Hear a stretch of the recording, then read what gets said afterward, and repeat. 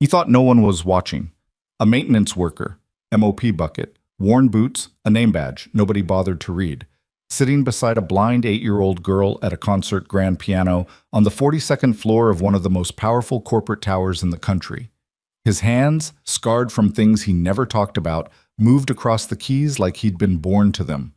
The little girl laughed, really laughed, the kind that fills a room and doesn't ask permission. Neither of them heard the door open behind them. Neither of them saw the woman standing in the shadow of the doorway, the woman who owned the building, owned the floor, owned the piano, watching with an expression that no one in the business world had ever seen on her face before. This is the story of what happened next, and I promise you, you won't see it coming. If this is your first time here, welcome. Hit that subscribe button and turn on notifications. Every week we bring you stories that will stay with you long after the screen goes dark. Give this video a thumbs up if you believe kindness still matters, and drop a comment telling me your city and country. I want to see exactly how far this story travels. Now settle in, because this one starts 3 years before that rainy night, and you need to know who Damon Cross really was before you can understand why that piano duet changed everything. The building had a way of making people feel small. Aurelius Global's headquarters rose 47 floors above the financial district, all dark glass and polished granite, the kind of architecture that didn't whisper money so much as announce it without apology. At street level, black SUVs idled in a permanent rotation. Security personnel stood at every entrance in suits that cost more than most people's monthly rent. The lobby alone, with its floating marble staircase and 12-foot digital installation cycling through quarterly earnings data, felt less like a place of business and more like a monument to the idea that some people had simply won at the game everyone else was still playing. Damon Cross entered through the service entrance on Kellner Street, the same way he had every night for 14 months. He didn't use the main doors. He'd never been invited to. His access badge was color-coded gray, maintenance tier, restricted to service corridors, utility rooms, and the cleaning schedule printed on a laminated card he kept in his shirt pocket. He clocked in at 9:47 p.m., the same time he always did, pulled his cart from the supply closet near the loading dock, and started his rounds on the lower floors. Nobody really looked at Damon. That wasn't bitterness. It was just a fact he'd made his peace with. In a building full of directors and vice presidents and junior associates who walked fast and talked into earpieces, a man pushing a mop cart was about as visible as a fire extinguisher on the wall. Useful if something went wrong. Otherwise, part of the background. He was 32 years old, though most people who bothered to guess figured him for older. There were lines around his eyes that had nothing to do with age and everything to do with experience, and he carried himself with a stillness that sometimes made newer employees uncomfortable without them being able to say why. He was medium height, broad through the shoulders, with hands that seemed slightly too large for the rest of him, thick-knuckled, marked with a pale scar that ran diagonally across his right palm from the base of his index finger to his wrist. He never explained the scar. He didn't explain much about himself at all, which some of the other night shift workers took as arrogance and others took as sadness. The truth was simpler and more complicated than either.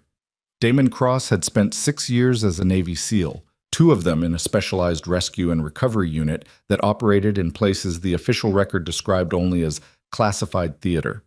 He had pulled 19 people out of situations they weren't supposed to survive. He had buried 2 teammates whose names he kept written in the inside cover of a notebook he never showed anyone. And then, 31 months ago, he had walked out of a debrief in a government building in Virginia, driven 4 hours to his mother-in-law's house in western Pennsylvania, picked up his 5-year-old son from the kitchen table where the boy was eating cereal and watching cartoons, and never gone back. His son's name was Marcus. He was 8 now, small for his age, with his mother's eyes and a habit of humming to himself when he was concentrating that Damon couldn't listen to without his chest doing something uncomfortable. Marcus's mother, Damon's wife, Claire, had been dead for 2 years and 4 months. Damon had not told anyone at Aurelius Global this. He hadn't told them about the military career either, or the commendations, or the 6 weeks he'd spent in a veterans counseling program in Maryland before deciding that talking about it wasn't making the weight any lighter, and he should just find a way to carry it differently. What they knew from his application was that he had some general facilities maintenance experience, that he was punctual, that his references checked out, and that he was available for overnight shifts, which was a scheduling gap most applicants didn't want to fill. He got the job in 10 minutes. His supervisor, a man named Gerald Huang, who ran the night maintenance division with the weary efficiency of someone who had stopped being surprised by anything, had shaken his hand and said, "You start Monday. Don't be late. Don't use the executive elevators, and don't bother the tenants."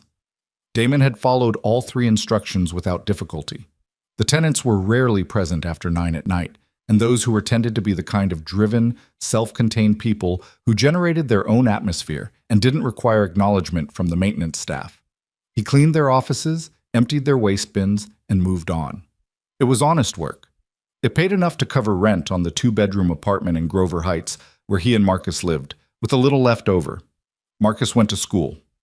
Damon slept until 2 in the afternoon, picked Marcus up at 3:30, made dinner, helped with homework, and got him to bed before heading back to the building. It was not the life he had imagined for himself at 22, shipping out for the first time with the particular combination of terror and pride that belongs exclusively to young men who've just signed their names to something enormous. But it was a life, and it was his, and most nights he managed to be quietly grateful for it. The night everything changed was a Tuesday in October.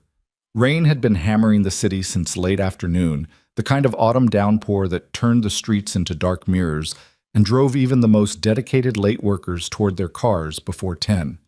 The building was emptier than usual. Damon had breezed through the lower floors faster than expected and was riding the service elevator to 42 ahead of schedule, cart loaded with fresh supplies, earbuds in, listening to nothing. He'd given up on podcasts. They made him feel like he was supposed to be somewhere else. When the elevator doors opened and he heard it. Piano. He stood in the elevator doorway for a moment, one hand holding the door sensor, and just listened. It wasn't background music from someone's office system. It wasn't a recording. It was live.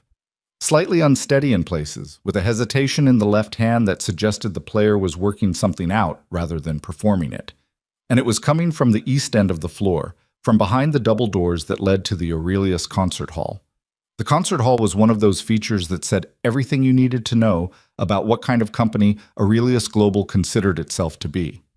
It seated 200, had acoustics designed by a firm out of Vienna, and housed a 9-foot Steinway concert grand that Damon had been told, by a fellow maintenance worker named Priya, who knew things, had cost more than most houses. The hall was used for quarterly investor presentations, the occasional charity gala, and a series of cultural programming events that Vivian Ashcroft, the company's CEO, apparently considered important to the building's identity.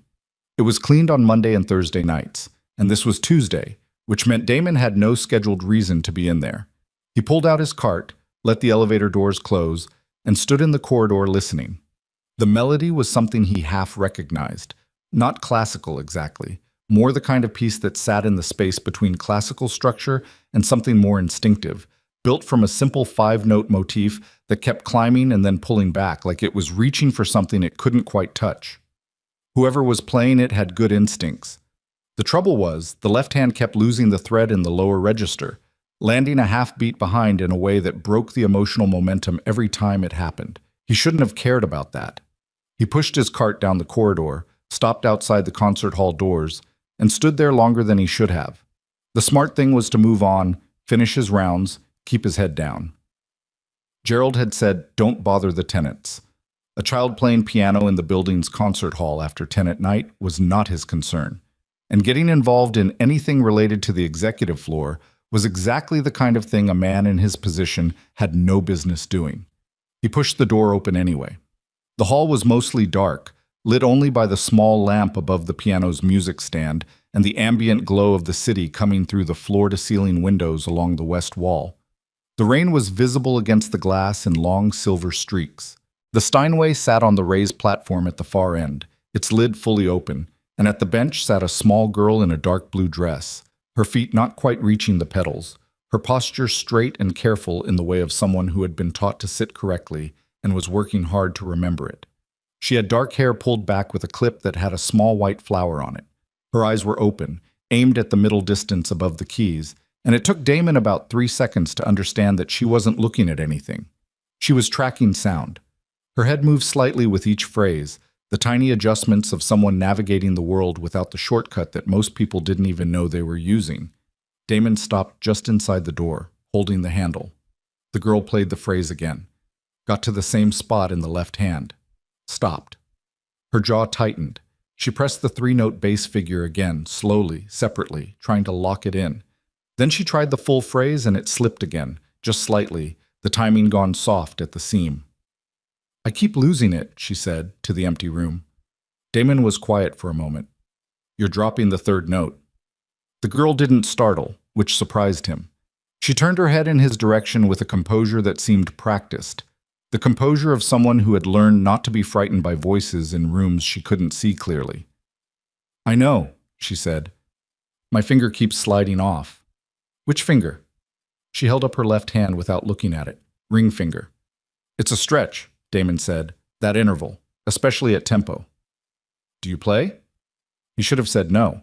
He should have said he was just maintenance and let her get back to it and moved on down the corridor to clean the executive bathrooms like he was scheduled to do.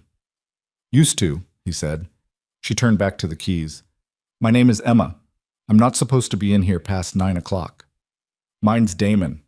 He stayed where he was, near the door. "Neither are you supposed to be in here by yourself." "I'm not by myself anymore," she said, with a logic so clean it almost made him smile. "My tutors leave at 8:30.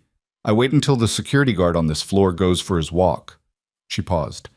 "He goes at 10:15. He's gone for 11 minutes, and there's a corner in the corridor with a blind spot. I figured it out." Damon looked at her for a moment. "How old are you?" 8.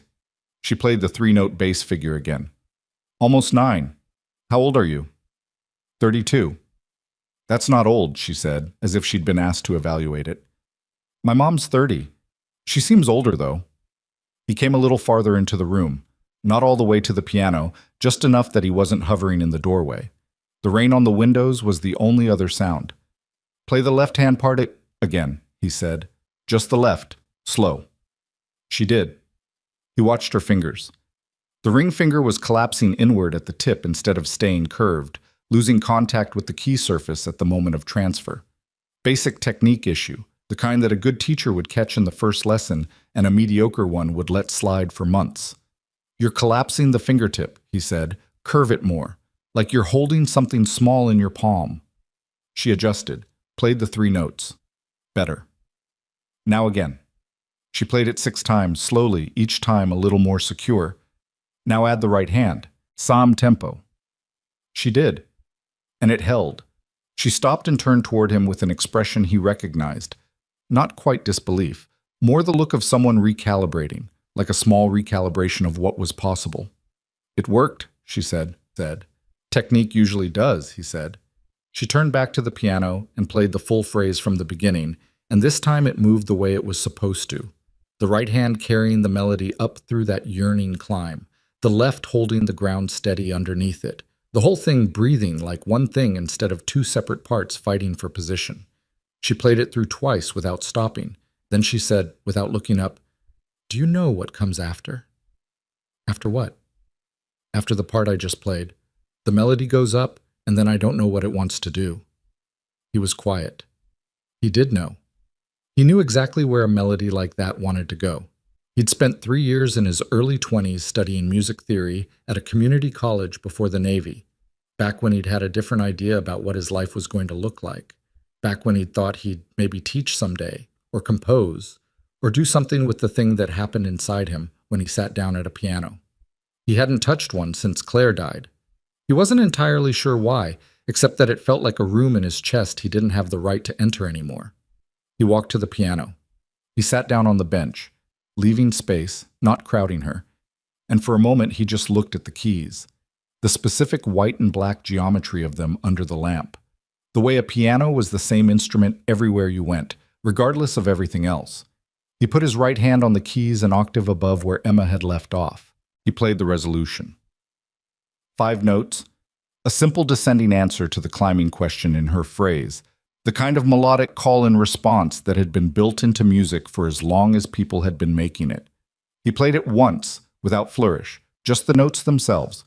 Emma listened with her whole body. "Again," she said quietly. He played it again. She found her place in the left hand, and before he could say anything else, she started playing her part. And he stayed with his, and for 4 or 5 minutes, he genuinely lost track of the time, which was unusual for him. He was a man who kept meticulous track of time. The two of them played together in the dark hall, the rain against the windows, the city glowing below, neither of them talking, just following where the music went. When they stopped, naturally, at a place where the piece seemed to arrive somewhere, Emma sat for a moment with her hands still on the keys. "You're not really just a maintenance person," she said. "That's exactly what I am," Damon said. "Maintenance people don't play like that." "You'd be surprised," he said, and meant it. He'd served alongside men who could do things that would astonish most people who sorted the world into categories and assumed they knew what each category contained. Emma reached out and touched the edge of the key cover, orienting herself the way he'd noticed she did with objects, getting her bearings. "Will you come back tomorrow night?" she asked. Her voice stayed even, no particular urgency in it, but something underneath it that he recognized. Not desperation, just hope that had learned to be careful about how much space it took up. Damon stood from the bench. "You shouldn't be sneaking up here." "I know," she said. "I do it anyway." He picked up the bench's end cap, straightening it, old habit, everything in its proper place, and walked back toward his cart by the door. "I've got floors to clean," he said. "Is that a yes or a no?" He pulled the door open. "Get home before 11:15. The guard comes back." "You counted too," she said, and there was something satisfied in her voice. He went back into the corridor and stood for a moment with his hand on the door, letting it close. Through the gap he could still hear her. She was playing the phrase again, both hands this time, and it was holding, clean and steady and confident in a way it hadn't been 20 minutes ago. He pushed his cart down the hall and started on the executive bathrooms. He told himself he wouldn't go back. He told himself this with the same reasonable certainty he'd used to make other decisions he didn't ultimately keep. And somewhere under the reasonable certainty was the knowledge that Emma's question, "Will you come back tomorrow night?" had landed somewhere in him that he hadn't expected anything to land in for a long time. He thought about Marcus, who was asleep in Grover Heights right now under his blue comforter, who had started asking recently whether Damon was happy, not in those words. Marcus was 8. He said things like, "You seem quiet, Dad," quieter than usual. And Damon never quite knew how to answer that in a way that was honest without being heavy. He thought about the piano in the hall and Emma's left hand finding the interval, and the way the room had felt when the two parts of the music were finally moving together. He cleaned 3 more floors before his shift ended. He clocked out at 5:52 a.m., took the service elevator down, walked out into a morning that had stopped raining while he wasn't paying attention, and drove home through streets that were wet and very quiet. He did not think about the security cameras. Nobody ever did in moments like that. The cameras were always there, watching everything, recording everything, cataloging moments that the people inside them were too absorbed in living to notice. Somewhere on a server in the building's security infrastructure, a 16-minute clip of a maintenance worker and a blind 8-year-old girl playing piano together in an empty concert hall was already saved, time-stamped, and waiting. Damon parked in front of his building, sat in the car for a minute with the engine off, and looked at his right hand on the steering wheel. The scar across his palm, the thickness of the knuckles. Hands that had done a lot of things in 32 years, some of them he was proud of, some he wasn't, and now apparently this, the memory of ivory keys under his fingertips, and a little girl's face turning toward him in the dark with something that looked very much like relief. He went inside. He made coffee. He sat at the kitchen table until Marcus's alarm went off in the next room, and then he got up to make breakfast, and the morning started the way mornings did. The ordinary machinery of a life that was small and real and his. He told himself he wouldn't go back. He said this out loud, actually, standing in his kitchen the next morning while Marcus ate toast and watched a nature documentary about migratory birds on his tablet, the volume low enough that it was more texture than sound. Damon said it under his breath while rinsing his coffee cup, like a small private contract with himself. He had a schedule. He had floors to clean and bathrooms to restock, and a supervisor who expected him to stay in his lane. He was not a music teacher. He was not a therapist or a mentor or any of the other things that a man in his situation had absolutely no business becoming, especially not to the blind daughter of the woman who essentially owned the building he mopped floors in. Marcus looked up from his tablet. "What?" "Nothing," Damon said. "Talking to myself." "You do that a lot lately." Marcus said, with the particular calm of an 8-year-old who has decided to be honest about things. I know, Damon said. Eat your toast. Marcus ate his toast. The birds on the screen flew in formation over a gray ocean. Damon dried his hands on a dish towel and looked out the kitchen window at the parking lot below, where a man was scraping the overnight frost off his windshield with what appeared to be a library card. He went back that night, and the night after that. It wasn't a decision so much as a failure to make the opposite one, which was a distinction that mattered to Damon more than it would have to most people. He didn't persuade himself it was the right thing. He just went back. Emma was already at the piano when he arrived on the second night, a Wednesday, sitting in the same dark hall with the city glowing through the rain-streaked windows. She'd changed the clip in her hair, a red one this time, and she was playing the same section they'd worked on, but slower, more deliberately, with the concentrated precision of someone running a diagnostic. She heard him come in before he said anything. You counted my steps yesterday, she said, not turning around. 14 from the door to the bench. 13, he said. You're counting from when the door opened. I was already moving. She considered this. 13, she agreed. I'll remember that. He sat down beside her and they picked up where they'd left off. And it was different from the first night in a way that was hard to articulate. Less tentative, the two of them settling into a working rhythm without having to negotiate it. Emma had clearly been practicing the passage they'd fixed. The left hand was secure now, the ring finger staying curved and firm through the interval, and she'd extended the piece by another 8 bars on her own, feeling out where it wanted to go. I wrote this part myself, she said when he didn't comment immediately. I know, he said. I can tell. Is that a good thing or a bad thing? Depends on why you did it. She played the new section again. I heard the rest of it in my head when I was trying to fall asleep. I didn't want to lose it. Damon listened. The new bars had a slight roughness to them. The harmonic choices were intuitive but not always technically clean. And yet there was something in them that the earlier section, which was clearly more studied, didn't quite have.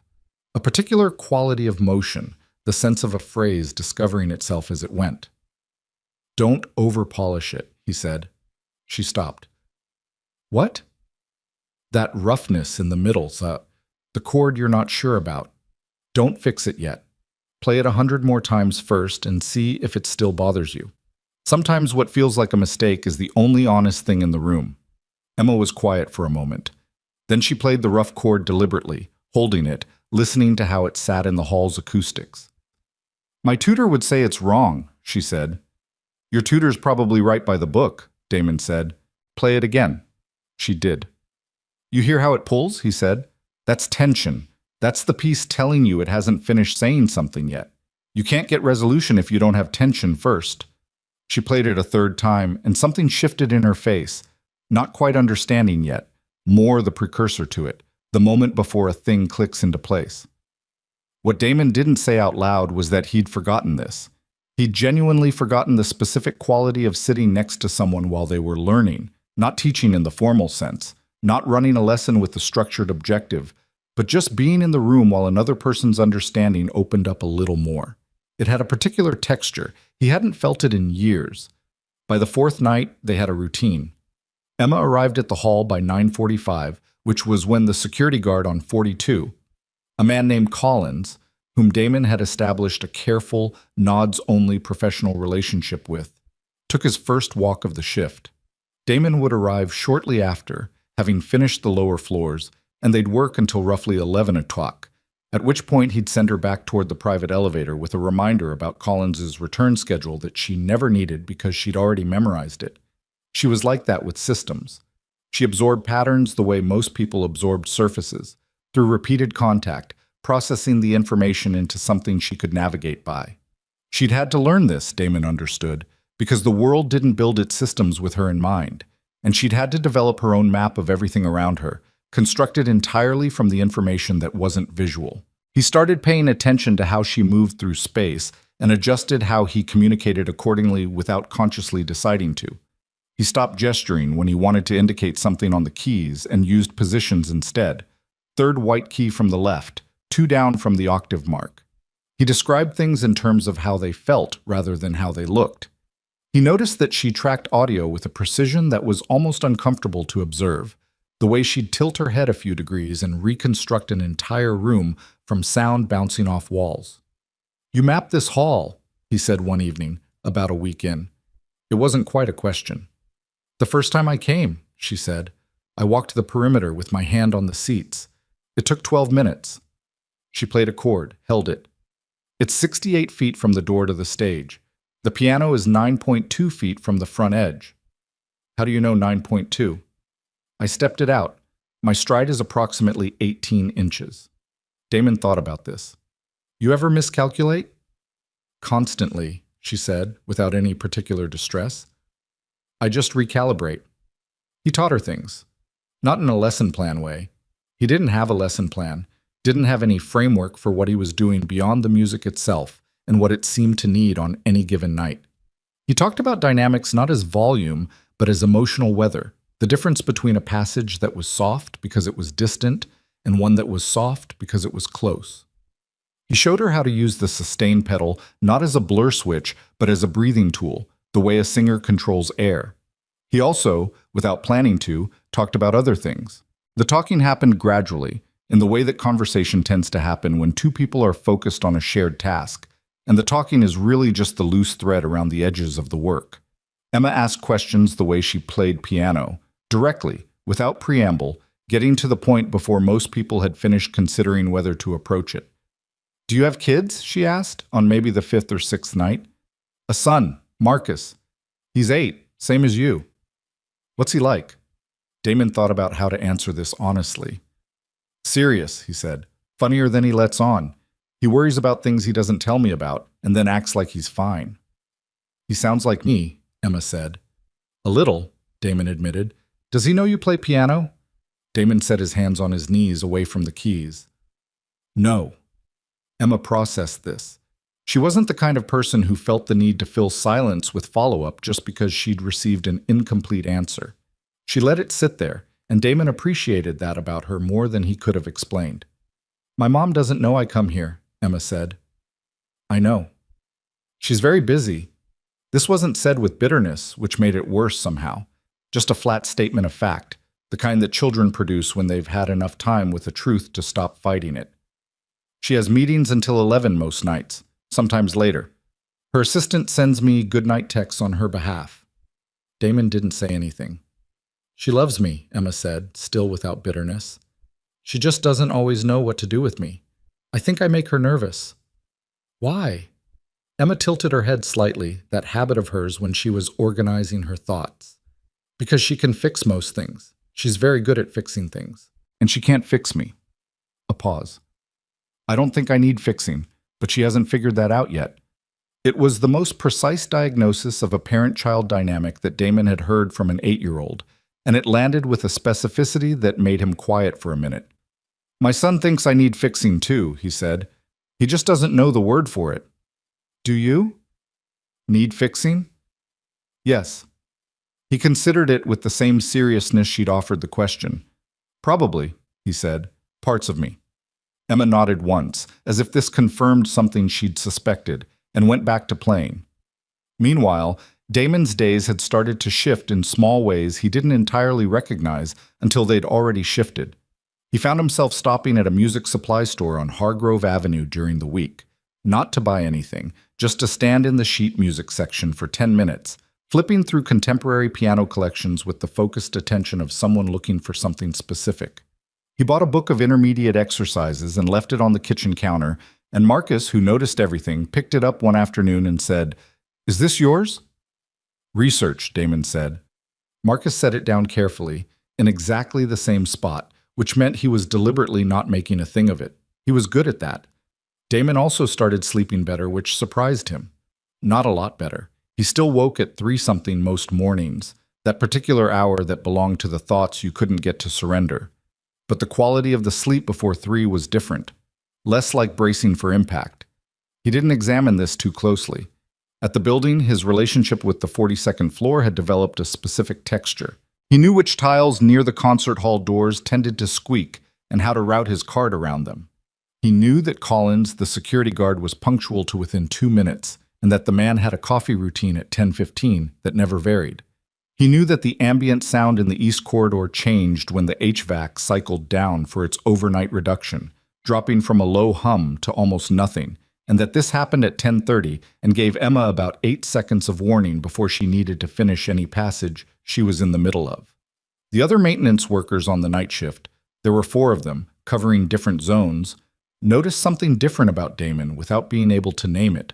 Priya, who cleaned floors 30 through 35 and had a habit of eating her lunch at the same table as Damon in the break room, said one night, "You seem less, I don't know, less sealed up." "I'm the same," Damon said.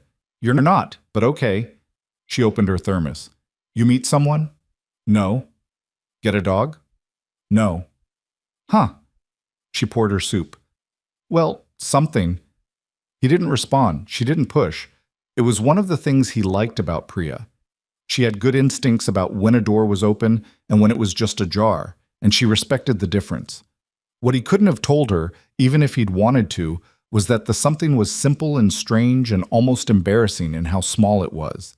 He was looking forward to something again. Not in a dramatic way, not in any way that he could have pointed to and called meaningful, but there it was, a real, functional, honest anticipation about what was going to happen at 9:45 on the 42nd floor, about what section Emma would have pushed forward on her own since the previous night, about what problem she'd present and what the solution would turn out to be. It was small, but it was there, and it was real, and it was more than he'd had for a while. Emma was changing too, in ways he could track through the music. In the first week, she played with a carefulness that was almost defensive. Each note tested before committed to, the interpretive choices minimal, a kind of musical hedging that said, "I'm not sure what I'm allowed to do here." By the second week, she was taking more risks, holding notes longer than strictly necessary, adding small ornaments, a grace note here, a slight rubato there, that weren't in any version of the piece she'd been taught, but felt right to her. When Damon didn't correct these, she did them again the next night with a little more confidence, and then again until they became part of how she played. "My tutor says I rush," she told him one evening. "You do rush," he said, "but not out of sloppiness. You rush because you're impatient to get to the part you want to say." She thought about this. "Is that different?" "Yeah, sloppiness is not caring. Impatience is caring too much. One of those you can work with." She played the passage again, this time holding back the tempo in the first half, letting it breathe, so that when the section she was actually excited about arrived, it had the space to land properly. "Like that?" she asked. "Exactly like that." She allowed herself a small, private smile that she probably didn't know was visible. There were also nights where it didn't work, where the music wasn't the point, and the music knew it. An evening in the second week where Emma came in tighter than usual, the way a person looks when they've been holding something together all day, and the muscles are starting to tire. She sat at the piano and played for 10 minutes without them saying anything to each other, and then she stopped and said, "The school called my mom today. They want to put me in a different class, a slower one." "What do you think about that?" "I think it's insulting," she said, with a controlled precision that suggested she'd been sitting on the word for hours. "Because the class would be easier? Because they think blindness means slower." Her jaw was set. "I'm not slow. I'm 8 and I can play Chopin, and I learned Mandarin last year, and I know the entire layout of our building from memory, including every fire exit and the weight capacity of the service elevator." Damon was quiet for a moment. "Did you tell your mom that?" "She was on a call." A beat. "She usually is." He didn't push on that. Instead he said, "Play me the Chopin." She turned to him, uncertain whether he was serious. He kept his expression even. She turned back to the keys and played the opening of a nocturne. Slow, measured, technically careful. And it was good. Genuinely good. Not perfect. Her tempo had the slight inconsistency of someone self-taught in places, and one of the ornaments landed a fraction crooked. But the shape of it was real. The understanding was there. When she finished, Damon said, "You're not slow." She didn't say thank you. She just sat up a little straighter, and they got back to work. He thought about her on his drive home that night. He thought about Marcus, who had said that week, unprompted, that he wanted to learn guitar, and Damon had said, "We'll see," which was a parent's way of buying time when he didn't know how to say yes yet. He thought about the school that wanted to move Emma to a slower class and the mother who was on a call. He thought about how many kids were sitting somewhere in rooms that had underestimated them so thoroughly that they'd started to do it to themselves. He didn't solve anything on the drive home. He rarely did. But he kept thinking about it, the way you turn a stone over in your pocket. Not because you expect it to change, just because it's there and the weight of it is telling you something. The 17th night was a Thursday, almost 3 weeks into something that still didn't have a name between them and probably didn't need one. Emma had been working on the final movement of the piece she'd been composing since before Damon came into the picture. A piece she hadn't titled, hadn't described to him in any formal terms, just worked on the way you work on something that matters enough to keep returning to without needing it to be finished. They'd been at it for almost an hour when she played a new section for the first time, something she'd clearly worked out in her room, alone, because its construction had that particular quality of private thought-made sound. It started low, almost restrained, and then it opened in a way that pushed up into the hall's acoustics and seemed to fill all of the space at once, and Damon sat beside her and didn't say anything for a long time after she finished. "Too much?" she asked. She asked this in the voice of someone who knew. It wasn't too much, but who had learned to offer the question anyway, to leave room for the answer to be different from the one they were hoping for. "No," he said. No. Where did that come from? She thought about it genuinely. It just wanted to be that way. Then let it be that way. She played it again, and he sat and listened, and the hall held the sound the way a hall like that was designed to, not dampening it, but letting it live, letting each note complete itself fully before the next one arrived. Neither of them was thinking about the cameras. The cameras were always there, small and unobtrusive, mounted in the upper corners of every room on every floor, part of the building's security infrastructure that ran around the clock and archived everything to a server in the basement. Damon knew they existed. He'd cleaned around the hardware a dozen times. But you don't think about the camera when you're in the middle of something. You think about the thing you're in the middle of. What Damon didn't know, what neither of them could have known in that moment, was that 3 floors above them, in an office that nobody else entered without a calendar appointment, Vivian Ashcroft had been working until past midnight every night that week, and that her head of corporate security, a careful, thorough man named Stern, who took his job perhaps more seriously than it required, had recently flagged an anomaly in the 42nd floor's overnight camera logs, a recurring anomaly, one that involved a maintenance worker he didn't recognize staying in the concert hall well outside his scheduled cleaning window, night after night, alone with the CEO's blind daughter. Stern had pulled the footage that afternoon. He'd watched several minutes of it, then stopped, then called 2 of his colleagues in, and they'd watched it together with the particular focused attention of people assembling a narrative.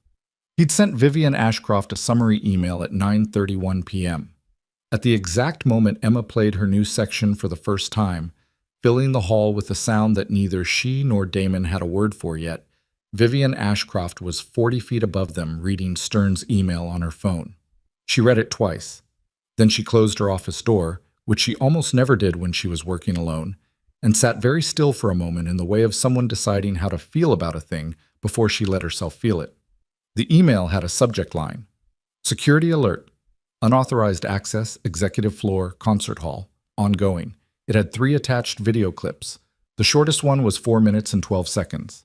She didn't watch them that night, but she read the summary. And the summary said, Maintenance employee, badge number 4471, cross D, has been observed on 17 separate occasions accessing the 42nd floor concert hall outside his scheduled maintenance window, in the company of an unescorted minor identified as Emma Ashcroft. Contact is non-physical and appears music-related. Recommend immediate review and appropriate action per standard protocol. Vivian set her phone face down on her desk. She looked at the wall for a minute. Then she picked up her phone again and opened her assistant's number. The message she sent said, Pull the full personnel file for badge 4471 and have it on my desk by 7 a.m. Then she put the phone down, picked up the document she'd been reviewing before Stern's email arrived, and went back to work. She was good at that, compartmentalizing, moving the thing that was pulling at her into a separate room and closing the door on it until she had the bandwidth to deal with it properly. It was one of the skills that had made her very successful and had cost her things she hadn't finished calculating yet. Below her, in the concert hall, Emma finished playing. The last note faded. The hall went quiet except for the rain. I want to play this for people someday, Emma said. Not wistfully. Just as a statement of intent, the way she said most things. You will, Damon said. You don't know that. True, he said, but you'll want to, which is the same thing for now. Emma reached out and touched the edge of the music stand, that orienting gesture she used when she was thinking. My tutors never say things like that. Like what? Like the wanting matters. They always talk about the doing, the practice hours and the technical requirements and the… She made a small sound that wasn't quite a sigh. They talk about what I need to be, not what I already am. Damon looked at her. This small, precise, slightly exhausting, genuinely extraordinary kid sitting at a 9-foot piano in an empty hall on the 42nd floor at 11 at night, and thought about what to say. He thought about the right words, the useful ones, the kind that might mean something to her later when this was a memory. He said, You already are the thing you're trying to become. You just don't trust the evidence yet. Emma was quiet for a moment, then, That's a strange thing to say. Yeah. But I think I understand it. Good, he said. Now go. Collins is back in 4 minutes. She slid off the bench, picked up the small bag she brought each time with her night vision blockers, and her orientation cane folded inside it, and moved toward the door with the careful confidence of someone who knows the room by heart. At the door she stopped, hand on the frame. Damon, she said. Yeah. You should tell Marcus about the piano. Then she was gone, slipping through the door and into the corridor with the soft efficiency of someone who had been navigating in the dark her whole life and had gotten very good at it. Damon sat at the piano for a moment after she left. The rain was lighter now, the city below shifting into its deepest night configuration, traffic thin, the light changing quality. He put his hands on the keys without pressing them, just feeling the resistance, the specific weight of the action under his fingers. He thought about Marcus. Then he pulled his hands back, stood up, and went to get his cart from the corridor. He had floors to clean. He had a schedule. He had 17 more nights of footage sitting on a security server that he didn't know about yet, being reviewed by people who were in the process of deciding what the story was and what to do about it. People who were looking at something they didn't have the context to understand, and reaching for the explanation that was available to them, and getting it wrong in the particular consequential way that people get things wrong when they see something real and fit it into the wrong frame. But he didn't know any of that yet. He just pushed his cart down the hall, and the building was quiet around him. And somewhere above him, a woman was sitting at her desk in a closed office, holding a piece of information about her daughter that she wasn't sure what to do with, and the gap between what that information meant and what she was about to decide it meant was about to close in a way that nobody was going to enjoy. The personnel file on Damon Cross was thinner than Vivian expected. She'd come in at 6:45 before her assistant arrived, before the coffee service started on the executive floor, before the building populated with the particular morning energy that she'd learned to use as fuel. The file was in a sealed envelope on her desk with a handwritten note from her assistant that said, "Per your request. All available records and nothing else." Vivian had poured herself a cup from the small machine she kept in her private office, sat down, and opened the envelope. 14 months of employment at Aurelius Global. Satisfactory performance reviews from Gerald Huang, the night maintenance supervisor, who described Cross in the clipped, functional language of a man who measured value in completed checklists, punctual, thorough, no incidents. Prior to Aurelius, a 2-year gap in documented employment history, which flag her eyes caught immediately and marked. Before the gap, a military record that the file summarized only as honorable discharge, U.S. Navy, with no further detail because further detail wasn't available to civilian HR departments through standard channels. She sat with the thin stack of papers and thought about the video clips she still hadn't opened. Vivian Ashcroft had built her company from a series of decisions that most people in her position wouldn't have made, and she'd built the habit of knowing exactly what she was looking at before she decided what to do about it.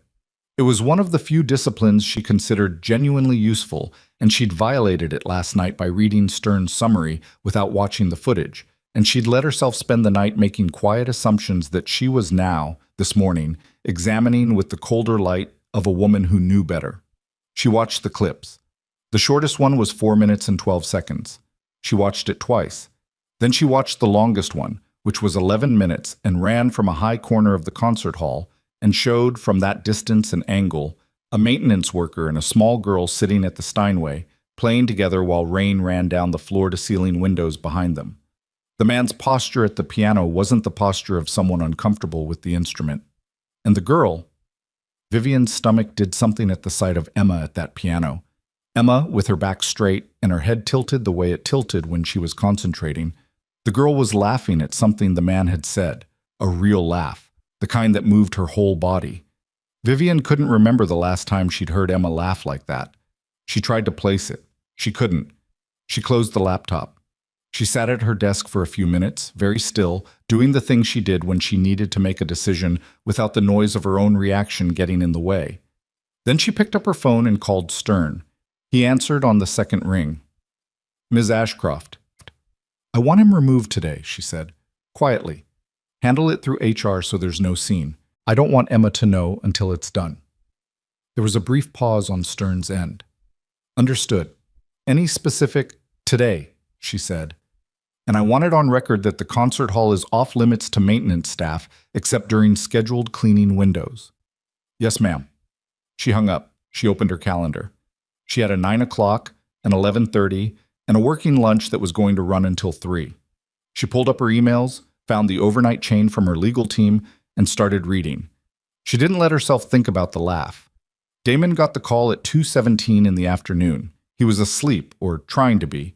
His sleep schedule after a night shift was always slightly ragged, the body not entirely convinced that afternoon darkness behind blackout curtains was the real thing.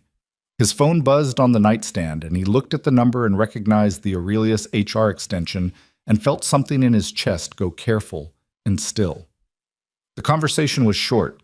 A woman named Patricia spoke in the measured, apologetic cadence of someone who had done this enough times to have found the tone that caused the least friction. His services would no longer be required, effective immediately. His final paycheck would be direct deposited within 3 business days. His access badge had been deactivated. His personal belongings from the break room locker, a jacket, a book, a coffee thermos, would be available for pickup at the service entrance during business hours. "Is there a reason?" he asked. A pause. "It's been determined that the arrangement is no longer a fit," Patricia said. He recognized the language. He'd used versions of it himself years ago in debriefs where the honest answer was classified and the available answer was constructed to be technically true without being actually informative. "Okay," he said. "We appreciate your service, Mr. Cross." He said something appropriate and ended the call and lay on his back staring at the ceiling for a moment. He'd been in enough situations where the ground shifted without warning to know that the first few minutes after impact weren't the time for decisions. You cataloged, you assessed, you let the adrenaline settle before you tried to think clearly. What he had, 3 weeks of something that had mattered, ended without ceremony in a 2-minute phone call. What he didn't have, another job lined up, because he'd been punctual and satisfactory and not an incident and had assumed, with the comfortable assumption of someone doing his work well, that he'd continue to have it. What he felt, a specific quiet anger that he recognized from other contexts, the anger of someone who has been categorized before they've been understood, tried in absentia, and found guilty of whatever the categorizer needed them to be guilty of. And below that, underneath the anger, something he didn't let himself look at directly yet. The thought of Emma arriving at the 42nd floor at 9:45 that night, walking the perimeter of the hall, sitting at the piano, waiting for 13 footsteps from the door. He got up. He made coffee. He called the school to arrange aftercare for Marcus for the rest of the week while he sorted out the job situation. Then he sat at his kitchen table with his coffee and thought. At the building, the removal had been handled with the efficiency Stern promised. Gerald Huang had been notified and was quietly irritated. Cross was a good worker, and finding reliable night shift maintenance was not easy. But Gerald knew better than to push back on a directive from the executive floor. 2 of Damon's colleagues found out through the break room grapevine and reacted with the particular resigned unsurprise of people who'd seen this happen before. Priya heard it from Gerald and sat with it for a few minutes, and then texted Damon a message that said, "Heard what happened. That's garbage. Let me know if you need anything." He texted back, "I'm fine. Thank you." She texted back, "You're not fine, but okay." He almost smiled at that. The first indication that something was wrong came 2 days later from an unexpected direction. Marcus came home from school on a Thursday afternoon and dropped his backpack by the door and went to the kitchen for a snack with the uncomplicated efficiency of a child executing a routine. Damon was at the table with his laptop, job listings open in 3 tabs, going through the pragmatics of re-entry. Marcus made himself a bowl of cereal, his preferred after-school snack regardless of time of day, a habit Damon had given up arguing with, and sat across from him. "Dad?" Marcus said. "Yeah." "You seem bad." Damon looked up from the laptop. Marcus was eating his cereal and watching him with the frank, slightly clinical attention that he'd had since he was about 3, the look that meant he had already formed an assessment and was in the process of deciding how to deliver it. "I lost my job," Damon said. He'd been planning to find a better moment for this conversation, but Marcus's face told him the better moment wasn't coming, and the current moment would serve. Marcus absorbed this. He ate another spoonful of cereal. "Because of the girl?" Damon went still. "What girl?" "The blind girl you play piano with." Marcus said it without drama, the way he said most things. "I heard you when you thought I was asleep. Last week you were practicing something in the kitchen at night, really quiet. You thought I was asleep." Damon sat back. "You were supposed to be asleep." "I know." No apology. "Is she okay?" He didn't know. That was the honest answer, and it settled uncomfortably, because not knowing was a state he'd gotten used to managing in military contexts. You accepted incomplete information and worked with what you had. But this was different. This was a small person who had spent 17 evenings trusting him and who was going to show up at a dark piano hall tonight and find him gone, and there was nothing he could do about the specifics of that. "I don't know," he said. Marcus ate the rest of his cereal. He got up, put the bowl in the sink, and came back to the table. He sat down again in the exact same chair, which was a very Marcus thing to do. "You should find out," he said. "It's complicated," Damon said. "Most things are complicated," Marcus said. "You still do them." It was, Damon thought, an extremely inconvenient quality in a child. The ability to say something that simple and have it land that hard. At the Aurelius building, Emma had been told by her evening tutor, a careful young woman named Ms. Park, that the concert hall was undergoing some maintenance work and would be unavailable in the evenings for a while. Ms. Park delivered this information with the slightly overcomposed expression of someone who'd been instructed what to say and was doing their best with it. Emma listened without expression. She was good at listening without expression. "How long is a while?" she asked. "I'm not sure exactly," Ms. Park said. "Is it related to Damon not being here?" Ms. Park's careful expression shifted very slightly. "I don't have information about—" "He's been in the building every night for almost 3 weeks, Emma said. "He's not here and the hall is closed. That's not a coincidence." Ms. Park, who was 24 and genuinely liked Emma and found her frequently exhausting, said, "I'll ask for clarification and let you know." "Please don't," Emma said. "You'll just be told what to tell me and then you'll tell me and it won't be the real answer." Ms. Park had no response to this that was both honest and appropriate, so she said nothing. Emma went to dinner. She sat across from her mother's empty chair. Vivian was in a late meeting. Her assistant had texted she'd be home by 9, and ate what the house staff had prepared, which was good food that she didn't taste. She went through the motions of her evening routine with the mechanical compliance of a child who has made a decision and is waiting for the right moment to act on it. She went to bed at 9:30. She did not sleep. At 11:15, when the house had settled into its deep night quiet and the security rotation in the mansion's east wing had completed its last pass, Emma got up. She dressed carefully in the dark, which for her was the same as any other time. She packed her small bag with the orientation cane and her transit card and the folded piece of paper on which she'd written in Braille, during dinner, the name and address of Kellner Street, which she'd overheard mentioned once in a conversation between 2 building staff members when they thought she wasn't attending, and the specific detail of the community center on the corner, which she'd found by asking her tablet's accessibility assistant 3 precise questions the previous week. She left through the service corridor on the mansion's north side, which she'd mapped on her second week in the building and had been specifically not using ever since, and which had a door that opened from the inside without triggering the exterior alarm, which she'd discovered by careful listening during a security test she wasn't supposed to know about. It took her 40 minutes on 2 buses and a 6-block walk to reach the address. By the time Vivian Ashcroft's security team realized Emma was gone, it was 12:40 a.m. The first call Stern made was to the police. The second was to Vivian. She answered before the first ring had finished. "Where?" she said. Not a question. "We don't know yet," Stern said. "We're reviewing the cameras now. She left through the North Service exit at approximately 11:22. The silence on Vivian's end had a particular quality to it. Not the absence of sound, but the compression of something enormous into a very small space. Stern had worked for her for 4 years and had seen her in a number of high-pressure situations, and he'd never heard that particular silence before. "Find her," she said. The next 40 minutes were the worst of her life, and Vivian Ashcroft had had some genuinely bad minutes in her 30 years. She stood in the center of her daughter's empty bedroom and looked at the bed that hadn't been slept in, and the braille-marked notebooks on the desk, and the orientation cane that was gone from its hook by the door. Emma had taken it, which meant she'd planned this, deliberately and with preparation. And Vivian held her phone so tightly that her hand ached. She called her daughter's number, straight to voicemail. Emma's voice on the recording, careful and precise. "This is Emma Ashcroft. Please leave a message with your name and the time you called." Vivian hung up. She called again. Voicemail again.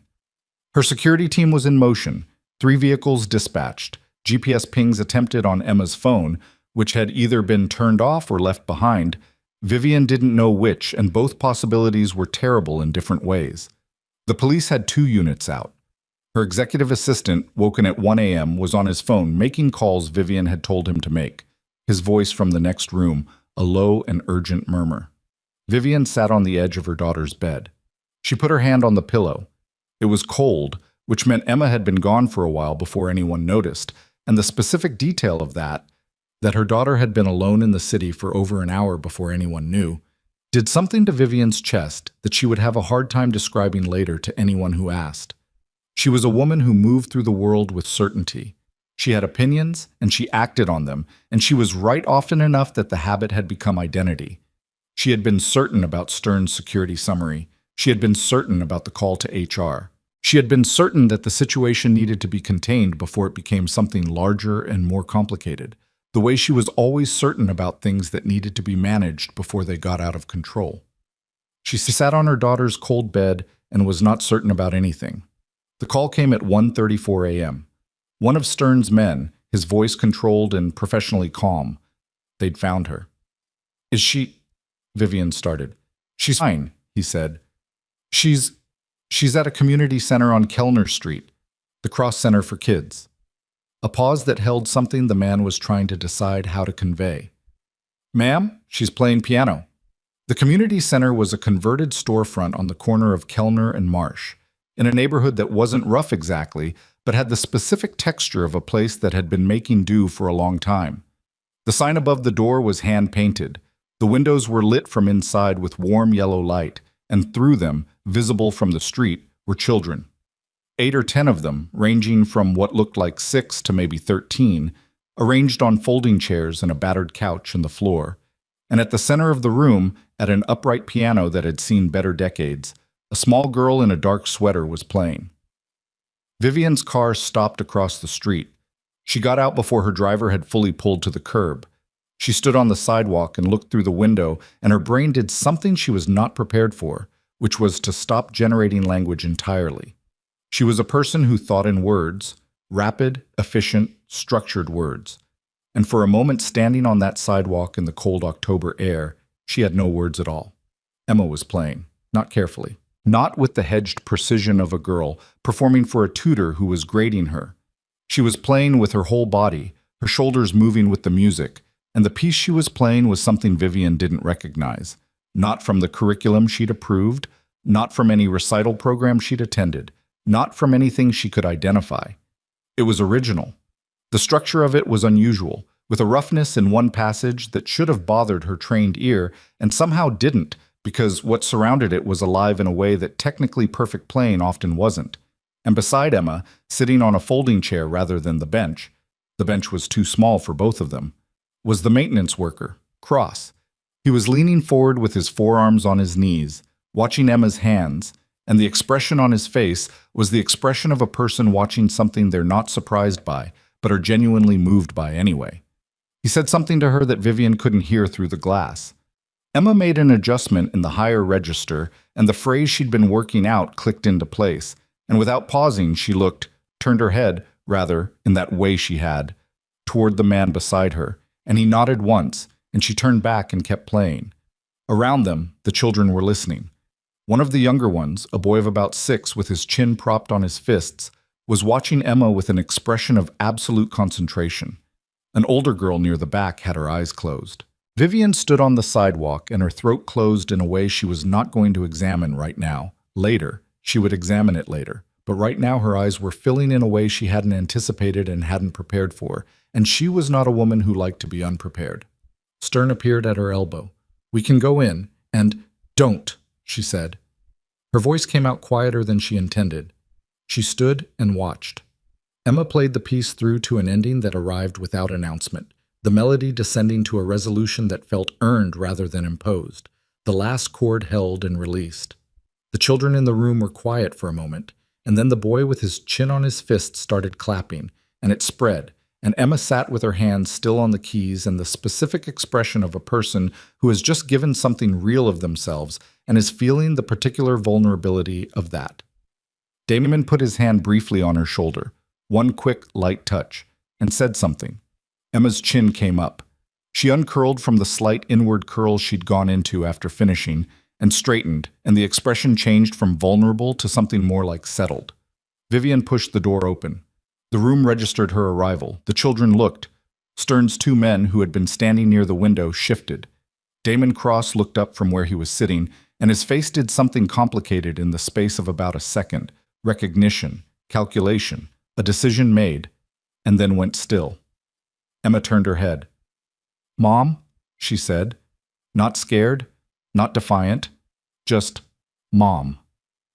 The voice of a person who knew this moment was coming and had decided in advance how to meet it. "Emma," Vivian said. Her own voice was steadier than she felt. "Are you all right?" "I'm completely fine," Emma said. "I've been here for an hour and 20 minutes. The bus took longer than I calculated."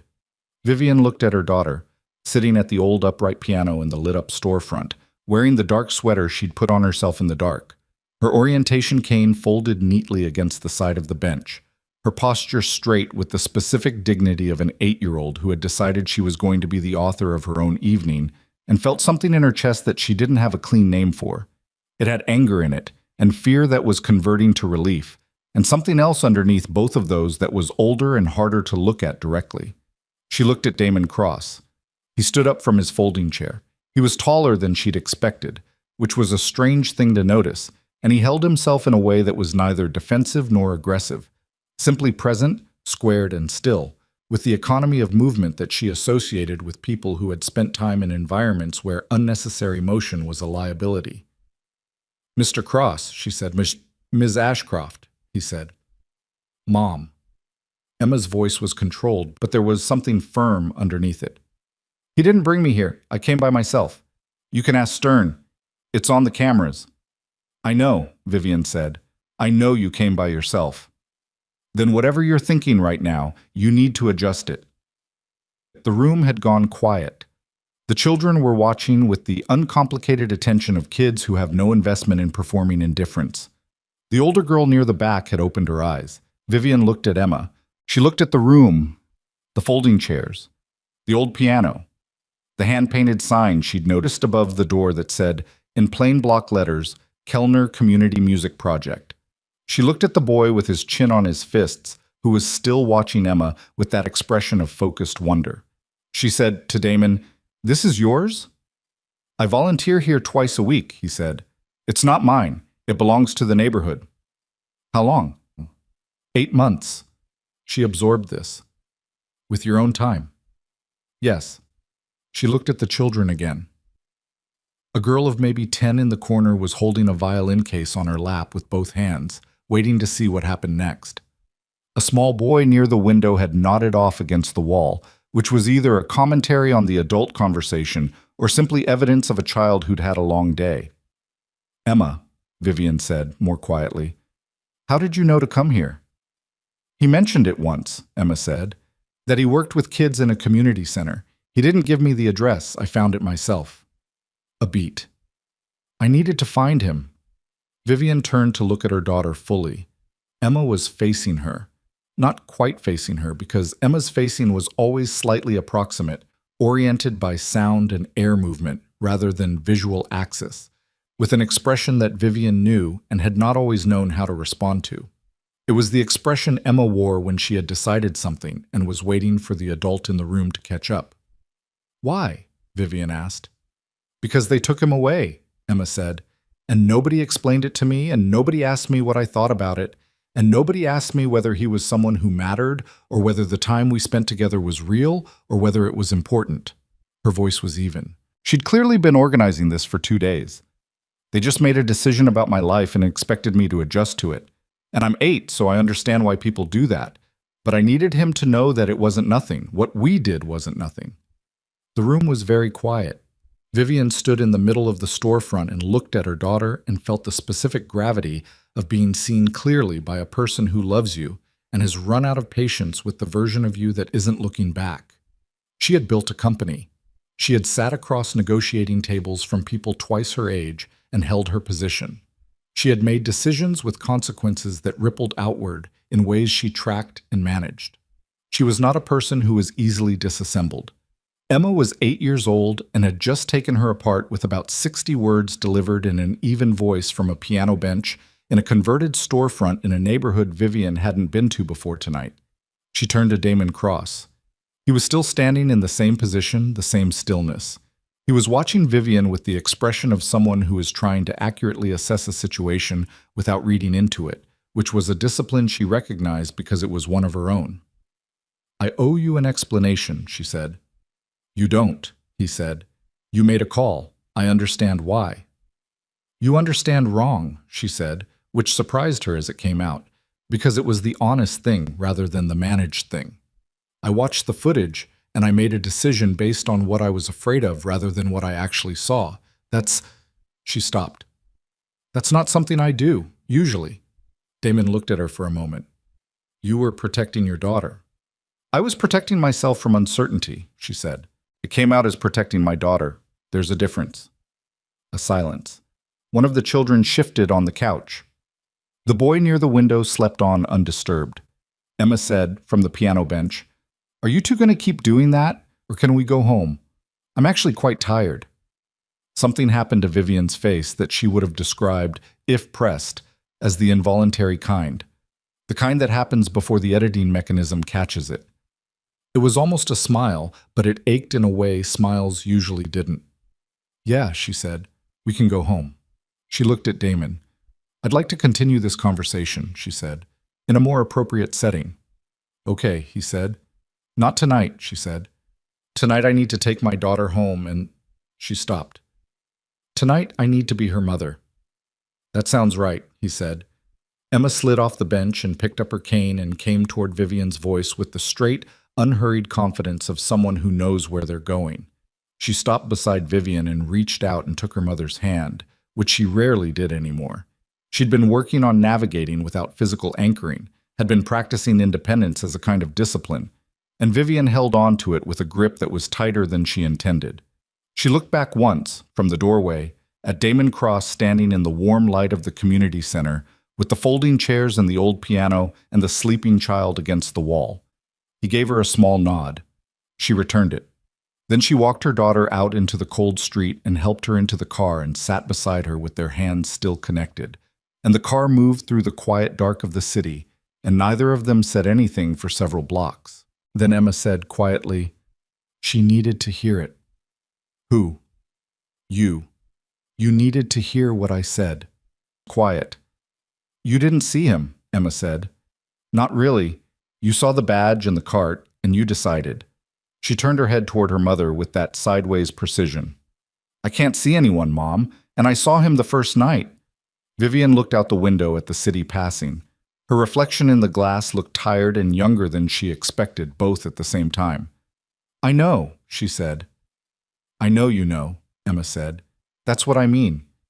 The car was warm. The streets outside were wet and empty. Emma leaned her head against her mother's arm. Another thing she rarely did anymore, the small concessions to closeness she'd been scaling back as she got older and more independent, and closed her eyes. Vivian sat very still and didn't move her arm. Back on Kellner Street, the community center was quieting down. The children were going home, a few picked up by parents who'd gotten Damon's text that the session was running late, one or two heading out on their own into the neighborhood they knew by heart. The boy who'd been sleeping woke up confused and was gently redirected by Damon toward the door and the grandmother waiting in a station wagon at the curb. Damon locked up. He turned off the lights room by room, the familiar routine of closing that he'd done every session for 8 months.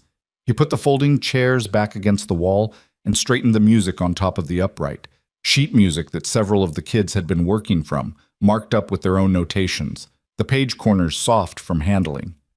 He put on his jacket and stood for a moment in the dark of the empty room. He didn't know what was coming. He knew that Vivian Ashcroft was a woman who made decisions quickly and followed them through, and he knew that she'd said she wanted to continue the conversation in an appropriate setting, and he knew that this could mean any number of things in either direction. He knew that Emma was in a car heading home and that she was okay, and the specific relief of that was something he hadn't let himself feel until just now, standing in the dark. He also knew that Emma had said, in front of her mother and Stern and 2 security men and 8 or 9 children, that what they'd done together was not nothing. He stood with that for a moment. It was accurate. He'd known it was accurate for weeks, in the way you know things that you haven't said out loud yet. He went outside, locked the door, and walked to where his car was parked on Marsh Street. It was cold. The city was the particular quiet of very late at night, the traffic reduced to occasional, the sidewalks empty, his breath visible in the orange sodium light. He got in the car. He sat for a moment without starting it. He thought about what Vivian Ashcroft had said. I made a decision based on what I was afraid of rather than what I actually saw. And the specific quality of a person saying something genuinely true about themselves in public. He knew what that cost. He'd paid that cost before, in different contexts, and it had never been cheap. He started the car. He pulled out onto Marsh Street and drove home through the quiet city, and when he got back to the apartment, Marcus was, legitimately this time, asleep. His breathing even through the cracked bedroom door, one foot sticking out from under the comforter in the specific way it always did. Damon stood in the doorway for a moment. Then he went to the kitchen table, sat down, and wrote the beginning of a message he'd been forming in his head for the last half hour. I wasn't sure who he was writing it to yet, or whether he'd send it, but the things that needed to be said had a way of finding their form eventually, and sitting with them unsaid had costs of its own that he was done pretending didn't exist. He wrote. The apartment was quiet. Outside, the city turned slowly toward morning. The message Damon had written that night stayed in his drafts folder for 2 days. He went back to it twice, read it, closed it. It wasn't a bad message. It said what he meant without saying too much, which was the balance he'd been trying to hit. But he wasn't sure what sending it would accomplish, and he had a long-standing policy of not doing things he couldn't identify a clear purpose for. The message was addressed to the General Aurelius Global Contact email, which was probably wrong, and he didn't have a direct line for Vivian Ashcroft, which was probably appropriate given that he was an ex-maintenance worker, and she ran a company that occupied a 47-story building. He was in the middle of closing the draft for the 3rd time on a Saturday morning when his phone rang with a number he didn't recognize. He answered it. Mr. Cross. A woman's voice, not the HR assistant from before, someone different, brisk, competent, precise. This is Dana Reyes, executive assistant to Vivian Ashcroft. Ms. Ashcroft would like to schedule a meeting at your earliest convenience. Would Monday work for you? Damon sat with the phone and looked out the kitchen window. Monday works, he said. 11 a.m. I'll send the address. A brief pause. Not the Aurelius building, a different location. She thought that would be... She said you'd understand why. I do, he said. Thank you, Mr. Cross. He hung up and deleted the draft. Marcus was at the kitchen table eating cereal, his default weekend morning state, and watching him with the particular attention he deployed when he had decided something was interesting. Who was that? Someone I need to meet on Monday, Damon said. The girl's mom? Damon looked at him. You knew about her too? You said her name once, Marcus said. Emma. In your sleep. He said this without any apparent sense that it was remarkable. You talk in your sleep sometimes, mostly about logistics. Damon sat down across from him. This was the kind of conversation where sitting down seemed necessary. I don't know what Monday's going to be, he said honestly. It could be nothing. It could be something. I'm not going to tell you it's definitely fine. Marcus nodded. He ate a spoonful of cereal. Are you nervous? I don't get nervous. Marcus gave him a look that said, with great economy, that this was both factually questionable and not something he was going to argue about right now. He went back to his cereal. The address Dana Reyes sent was a small hotel near the Meridian Park neighborhood, the kind of place that had a lobby cafe available for quiet meetings, no lobby bar, no particular foot traffic. Damon arrived 7 minutes early, which was a habit he couldn't turn off, and ordered a coffee and sat at a corner table with his back to the wall, which was another habit he couldn't turn off. Vivian Ashcroft arrived exactly on time. He'd seen her in photographs, her company's website, a business magazine that had done a profile he'd read exactly once while waiting in a doctor's office with Marcus. But photographs were a specific kind of lie, always. She was smaller in person than corporate photography suggested, or maybe it was that in person she wasn't framed against backdrop and boardroom and the visual language of institutional authority. She was wearing a dark coat over what looked like a plain sweater, her hair pulled back with a practicality that suggested this was a working day and this meeting was part of the work. She looked tired in a way that the photographs never showed, not unwell, just carrying several days' worth of something that didn't have a clean place to set down yet. She spotted him immediately, crossed the lobby without looking at the other tables, and sat down across from him with a directness that he recognized and respected. No preamble about the weather, no social throat clearing. Thank you for coming, she said. Thank you for the meeting, he said. A server appeared. Vivian ordered coffee, black. They waited until the server was gone.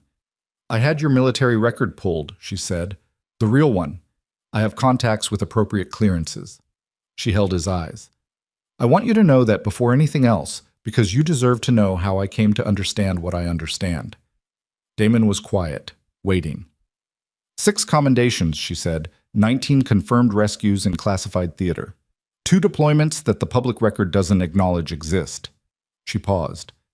You left after a mission in which your team's intelligence was compromised. 3 people were injured. 1 was killed. The review board cleared you of any wrongdoing. Another pause, more deliberate. But you didn't clear yourself. The lobby was quiet. Soft music from somewhere, low enough to be texture. Damon looked at the coffee cup in front of him. The scar on his right palm was visible against the white ceramic handle.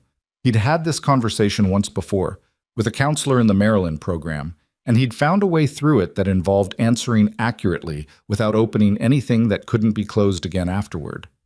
The review board was right, he said. I didn't do anything wrong by their metrics. The intelligence failure was upstream of me, but he stopped, started again. One of the people killed was a civilian we were supposed to extract. She was 28. She had a kid. He kept his eyes on the coffee cup. You can be operationally cleared and still know that you were part of a system that produced a result you can't make acceptable in your own accounting. Those 2 things coexist. Vivian was very still across the table. And Claire, he said, because she had the full file and it would be there. My wife.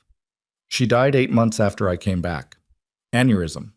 Nothing to do with any of it, just a thing that happened while I was busy reconfiguring my life around the guilt of the other thing. He looked up. So I had 2 losses in about a year, and a 5-year-old who needed me to be functional, and I made the decisions that seemed right for those conditions. You became a maintenance worker in a corporate building, she said. I became invisible, he said. That seemed right for a while. I could be useful without being seen. I wasn't ready to be seen. The server brought Vivian's coffee. She didn't touch it. She was looking at him with the focused precision of someone who is trying to see the whole of a thing, knows they only have a partial angle and is accounting for that. The music, she said. You studied. Community college, before I enlisted. I thought I might teach or compose or... He half shrugged. I was 20. I thought I was going to do a lot of things. You were good enough that my daughter, who has been studying piano since she was 4 and has worked with instructors I paid significant fees for, made more progress in 3 weeks with you than she'd made in the previous year. Damon didn't have a response to this that wasn't immodest, so he let it stand. She also, Vivian said, and something in her voice shifted slightly. Not cracking, but moving through a register that wasn't the executive register. Laughed. In the video, she laughed the way she laughed when she was 4, before the diagnosis, before everything became... She stopped, picked up her coffee, set it down. Before everything became something that needed to be managed. He understood what she wasn't saying. He'd understood it from Emma's own account. She can fix most things, and she can't fix me. And I don't think I need fixing, but she hasn't figured that out yet. She doesn't need fixing, he said. I know that, Vivian said. I don't think you do. Not all the way. Her eyes came up. The look was sharp, automatic. The response of a person not accustomed to being directly contradicted. Then, a beat later, the sharpness folded into something more complicated and honest.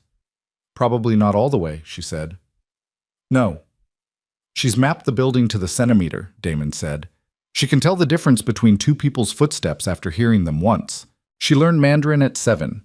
She's composing original music that has things in it that some trained adult composers wouldn't find their way to. He leaned forward slightly. The blindness is real and the challenges are real, and I'm not minimizing them.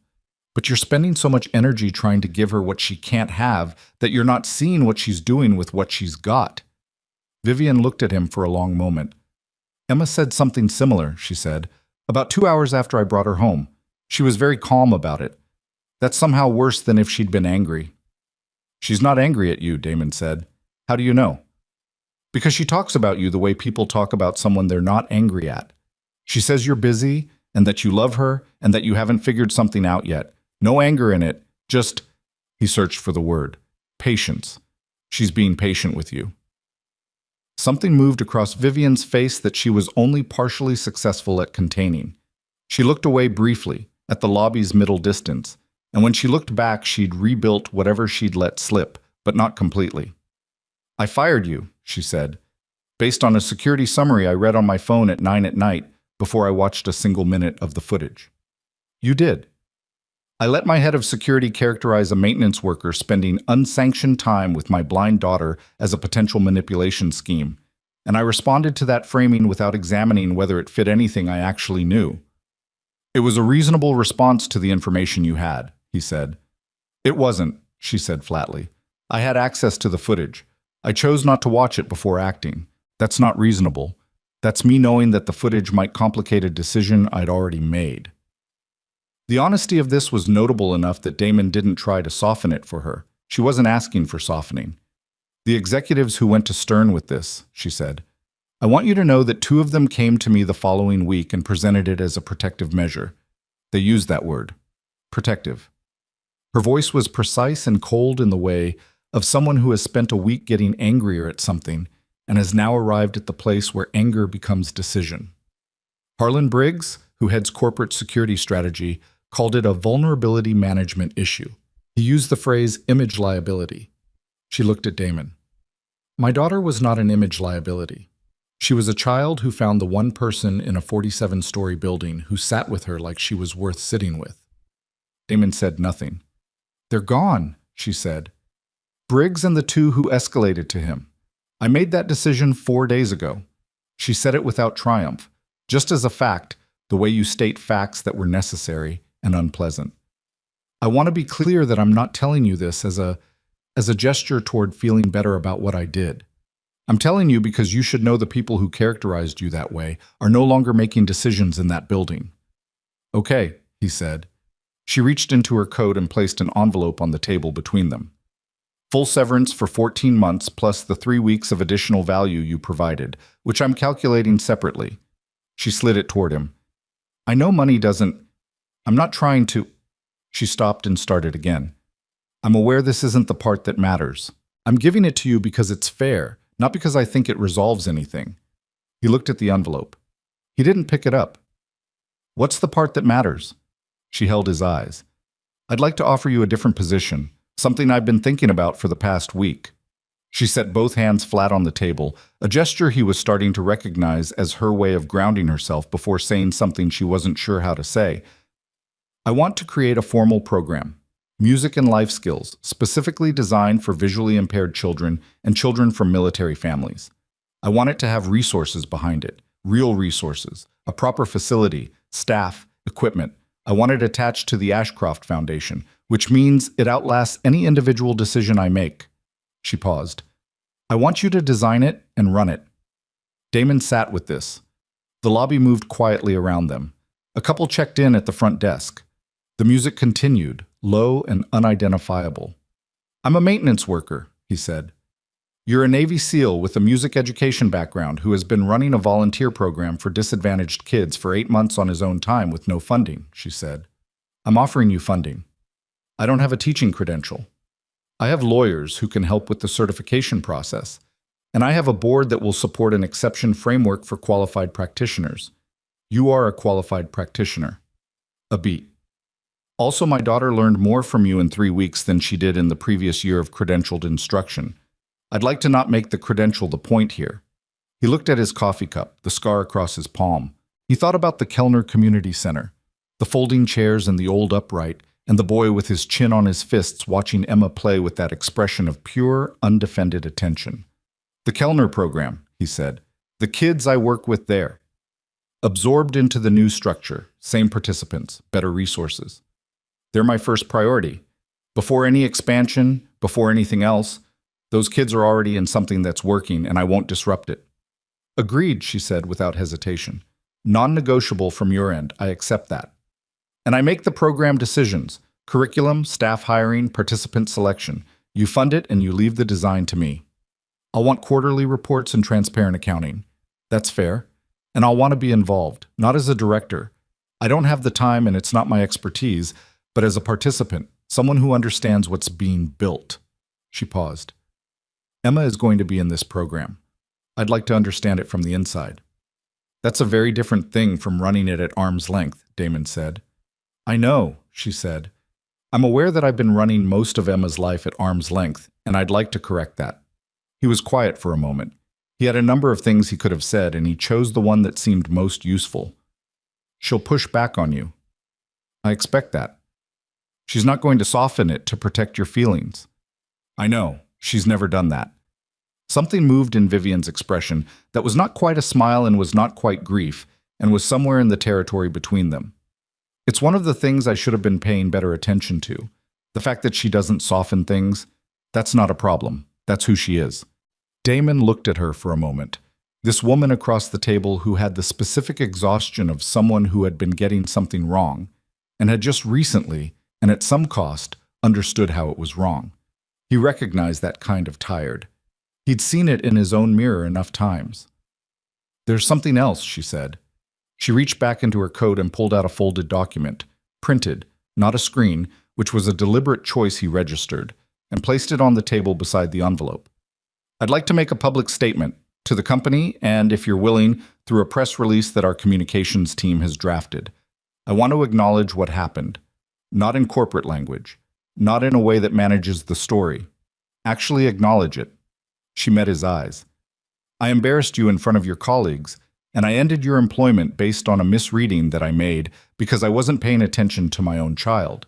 People in that building should know that the mistake was mine. Damon looked at the folded document. He didn't touch it either. You don't have to do that, he said. No, she agreed. I don't have to. I want to. A pause. I spend a lot of time in that building telling people that accountability matters. It would be useful to demonstrate that I mean it when it costs me something. He thought about Gerald Huang, who'd been quietly irritated and hadn't pushed back. He thought about Priya, who'd texted, "That's garbage," and meant it. He thought about his access badge, deactivated, color-coded gray, already returned to the stock of spares in the building's security office. He thought about walking out of a government building in Virginia 3 years ago and driving 4 hours to a kitchen table where a 5-year-old boy was eating cereal, and the decision he'd made in that car, and all the decisions since then, and the long, strange path between that kitchen table and this lobby table, and the woman sitting across from him who was telling him that the mistake had been hers, and she intended to say so. Okay, he said. She blinked, just slightly. Okay to which part? All of it, he said. The program, the statement, the quarterly reports. He picked up the envelope. He put it in his jacket pocket. Emma needs to be involved in the program design, not as a participant, as a co-designer. She has opinions about what blind kids actually need that are better informed than mine or yours. Vivian's expression shifted. A full, real shift. Not managed, not constructed. She'll have opinions about everything else, too. I know, he said. That's the point. She put her hand out across the table. He shook it. Her grip was firm and direct and didn't perform anything. He appreciated that. I'll have Dana send you the formal proposal, she said. Take whatever time you need to review it. If there are terms that don't work, come back to me directly. She stood, pulling her coat around her. Then she stopped. For what it's worth, the footage, the 17 clips. She looked at him with the particular steadiness of someone deciding to say the true version of a thing rather than the easier version. I've watched all of them now, multiple times. Not for security review. A pause. Thank you. For being someone who stayed. She left before he could respond, which he thought was probably deliberate. He sat at the corner table for a while after she was gone, his back to the wall out of habit, his coffee gone cold. He took the envelope out of his pocket and held it without opening it. He thought about what came next in the specific way he thought about operations. Not the feeling of it, but the logistics, the sequencing, what had to happen in what order for the thing to become real. He needed to tell Marcus, not the version that protected Marcus from uncertainty, but the actual version, what this was and what it might become, and the specific honest fact that Damon didn't know yet whether he was the right person for a job this size. That conversation was going to require sitting down and probably cereal on Marcus's part, and it was going to require Damon to say things he'd been keeping in the vague middle territory between plans and possibilities, which was where he kept things he was afraid of wanting. He also needed to call Priya. She was looking for better work. She'd mentioned it twice in the break room, her daughter's school fees going up. And she was organized and reliable and had the particular quality of person who could run a room without making the room feel like it was being run. He wasn't going to promise her anything before the proposal was signed. But he was going to call her, and he needed to go to Kellner Street, to the community center, and tell the kids there what was happening. That part he was most careful about. He'd known people who ran programs like this, community programs, underfunded and overstretched, who'd gotten absorbed into institutional frameworks and come out the other side unrecognizable. The Kellner kids were his first priority. He'd said that across the table, and he'd meant it, and he needed to walk back into that room and look at the boy who sat with his chin on his fists, and the girl who played violin, and the ones who hadn't started yet, and were only there because the lights were on and the door was open. He needed to look at them and be sure, genuinely sure, that what he was about to build was for them and not for the version of himself that wanted to be the kind of person who built things. He thought it was. He was about as certain as he ever was about anything, which was not completely certain, which was about right. His phone buzzed. Marcus, text message. How did it go? He looked at it. He typed back. Come home at 4. We need to talk. 3 dots appeared. Then, that sounds bad. He typed, it's not bad. The dots again. Then, how not bad? He looked at the lobby ceiling for a second. Then he typed, possibly good. Possibly a lot of work. Same thing sometimes. A pause. Then a thumbs up emoji, which for Marcus was a form of eloquence. He put his phone in his pocket and sat for another minute in the quiet hotel lobby. He thought about the Steinway on the 42nd floor and the first night, Emma's left hand finding the interval, the rain on the windows, the particular quality of 2 people making music in a room where neither of them had intended to be. He thought about the 17 nights after that, the accumulated texture of them, the way Emma had moved from defensive precision to genuine interpretive risk, the way the piece she was composing had grown from something tentative into something that filled the hall's acoustics with a specific, earned authority. He thought about Claire, which he tried to do gently when it came on him like this. Not the moment of it, which was the part that still arrived sometimes at 3 in the morning with all its jagged edges, but the actual person, the specific woman who had told him once, early in their relationship, that he was the kind of person who needed a clear mission or he'd spend his energy looking for one in places that couldn't bear the weight. She'd been accurate about most things. She'd been accurate about that. He stood up. He left cash on the table for the coffees. He put on his jacket. Outside, the October air was sharp and clear, the city moving around him with its usual indifference. He walked to where his car was parked, 3 blocks away, and the walk felt different from how walks had felt for a while. Not lighter exactly, that was too simple, but different in the way that things feel when you've moved from standing still into motion, and your body is remembering that it knows how to do this. That afternoon, at 4 o'clock, he sat Marcus down at the kitchen table with cereal on Marcus's part and coffee on his, and he told him the actual version, all of it. Emma, the piano hall, the 17 nights, the firing, Kellner Street, the meeting that morning, the proposal that was coming.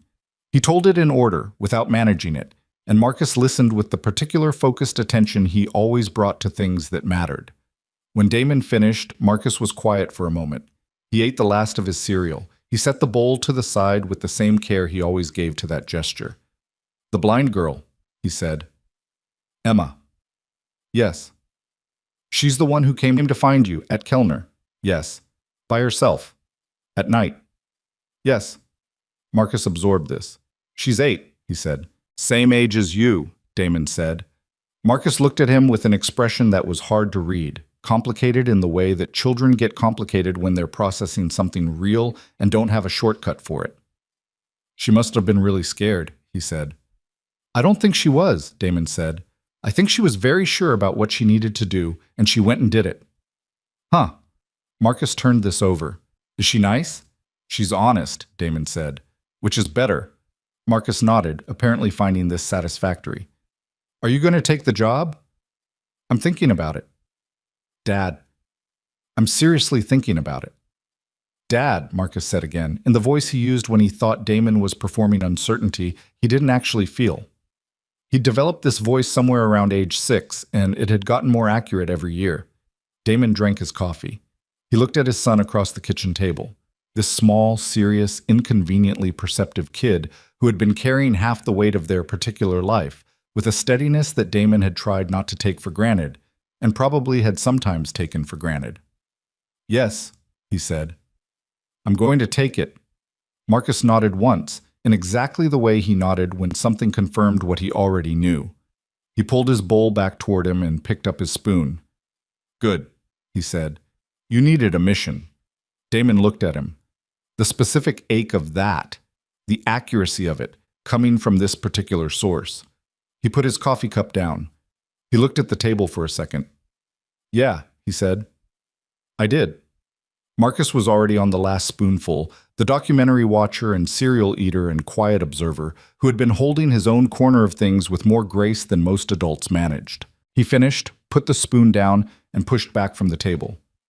"Can I meet her?" he asked. "Probably," Damon said. "Eventually." "Do you think she'll like me?" Damon thought about Emma. Her directness, her precision, the way she'd told him on the second night that she was not supposed to be in the hall past 9 and done it without any apparent irony. "She'll tell you exactly what she thinks of you," he said, "within about 10 minutes. Marcus considered this. "That's fine," he said. "I do that too." He picked up his bowl and took it to the sink and went back to his room, leaving Damon at the table with his coffee and the specific quiet of an apartment where something had just shifted into a new configuration. And the new configuration was not perfect and not finished and had a considerable amount of uncertainty still coiled inside it, and was also undeniably something. The proposal from Dana Reyes arrived this following Thursday. Damon read it twice. He made 11 notes in the margins. He emailed them to Dana, who turned them around to Vivian, who accepted 8 of the 11, negotiated 2, and on the 11th, which was Damon's insistence that the program be named for its participants and not for the Ashcroft family, agreed with a response that was 2 sentences.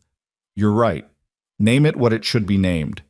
He signed on a Friday, in a small conference room 2 blocks from the Aurelius building, with Vivian's lawyer across the table and the proposal in front of him. He used the pen from his shirt pocket, the one he kept with his schedule. The same shirt pocket that used to hold the laminated cleaning schedule Gerald Huang had handed him 14 months ago. He signed his name. Outside the window, the city moved with its ordinary, enormous life. And 3 blocks away, the Aurelius building rose 47 floors, and the concert hall on 42 sat quiet in the afternoon, waiting, the Steinways lid down now, the room empty, the light coming in from the west windows at a low October angle. 2 days later, Vivian stood in front of the full Aurelius staff in the ground floor atrium. 200 people. the ones who worked the floors, and the ones who ran the floors, in the same room for the first time since the company's anniversary 2 years ago, and read a statement that her communications team had drafted, and she had rewritten 3 times until it said the thing she actually meant, rather than the thing that was professionally advisable. She said that she had made a decision based on fear and insufficient information, and that the decision had been wrong, and that the person most affected by it deserved better from the leadership of this company. She said she was announcing a new program under the Ashcroft Foundation, and that its director was Damon Cross, and she said his name clearly, in a room full of people who had seen him pushing a cart through corridors for 14 months, and had not, most of them, learned it. She said that the measure of an institution was not how it performed when everything was going right, but how it behaved when something it didn't understand came through its door, and that on that measure they had not done well, and she intended to do better. She did not read from notes for the last part. She folded the paper and looked at the room. The people this company should aspire to be, she said, are the people already in it who are doing something useful when nobody's watching. I think most of you know what I mean. Damon was not in the atrium. He was at Kellner Street, at the community center, in the middle of a session with 8 kids and an upright piano and a violin and a clarinet that was missing one key, and a boy who had just played a G major scale correctly for the first time, and was looking at his own hands like they'd done something he hadn't authorized. He'd heard enough speeches. He had work to do. The concert hall they built was nothing like the one on the 42nd floor. That had been the point. When Damon sat down with the architect the foundation hired, a quiet woman named Soo-Jin Park, who had spent 15 years designing spaces for children with sensory differences, and who asked better questions than most people Damon had worked with in any context. He'd been clear about what he didn't want. He didn't want marble and cathedral ceilings and the particular acoustics of rooms designed to impress. He wanted a room that sounded honest, a room where a child could make a mistake and hear it clearly and not feel like the room was judging the mistake. Soo-Jin had understood immediately. She'd drawn something on a napkin in their first meeting, rough, gestural, just the basic shape of the idea. And Damon had looked at it and said, "That's it." The Kellner Cross Music Center, the name had been Emma's suggestion, offered at a planning meeting with the particular composure of someone who has thought a thing through and decided to say it, opened 13 months after Damon signed the proposal. It sat 3 blocks from the original community center on Kellner Street, in a building that had been a printing warehouse and still had the bones of that visible. High industrial ceilings, modified for acoustics, original brick walls, wide windows along the north face that brought in light without glare. The main performance hall seated 200 on raked wooden floors with movable seating. There were 6 practice studios with instruments adapted for various physical needs, a recording space, and a common room with a kitchen that operated on the principle that children practiced better when they weren't hungry, which was the kind of thing that seemed obvious once you said it, and that most institutions never got around to actually doing. The staff Damon had built over those 13 months was 8 people. He'd hired Priya Chen as operations director, which she'd accepted with a brevity that suggested she'd been expecting the call and had already thought through her answer.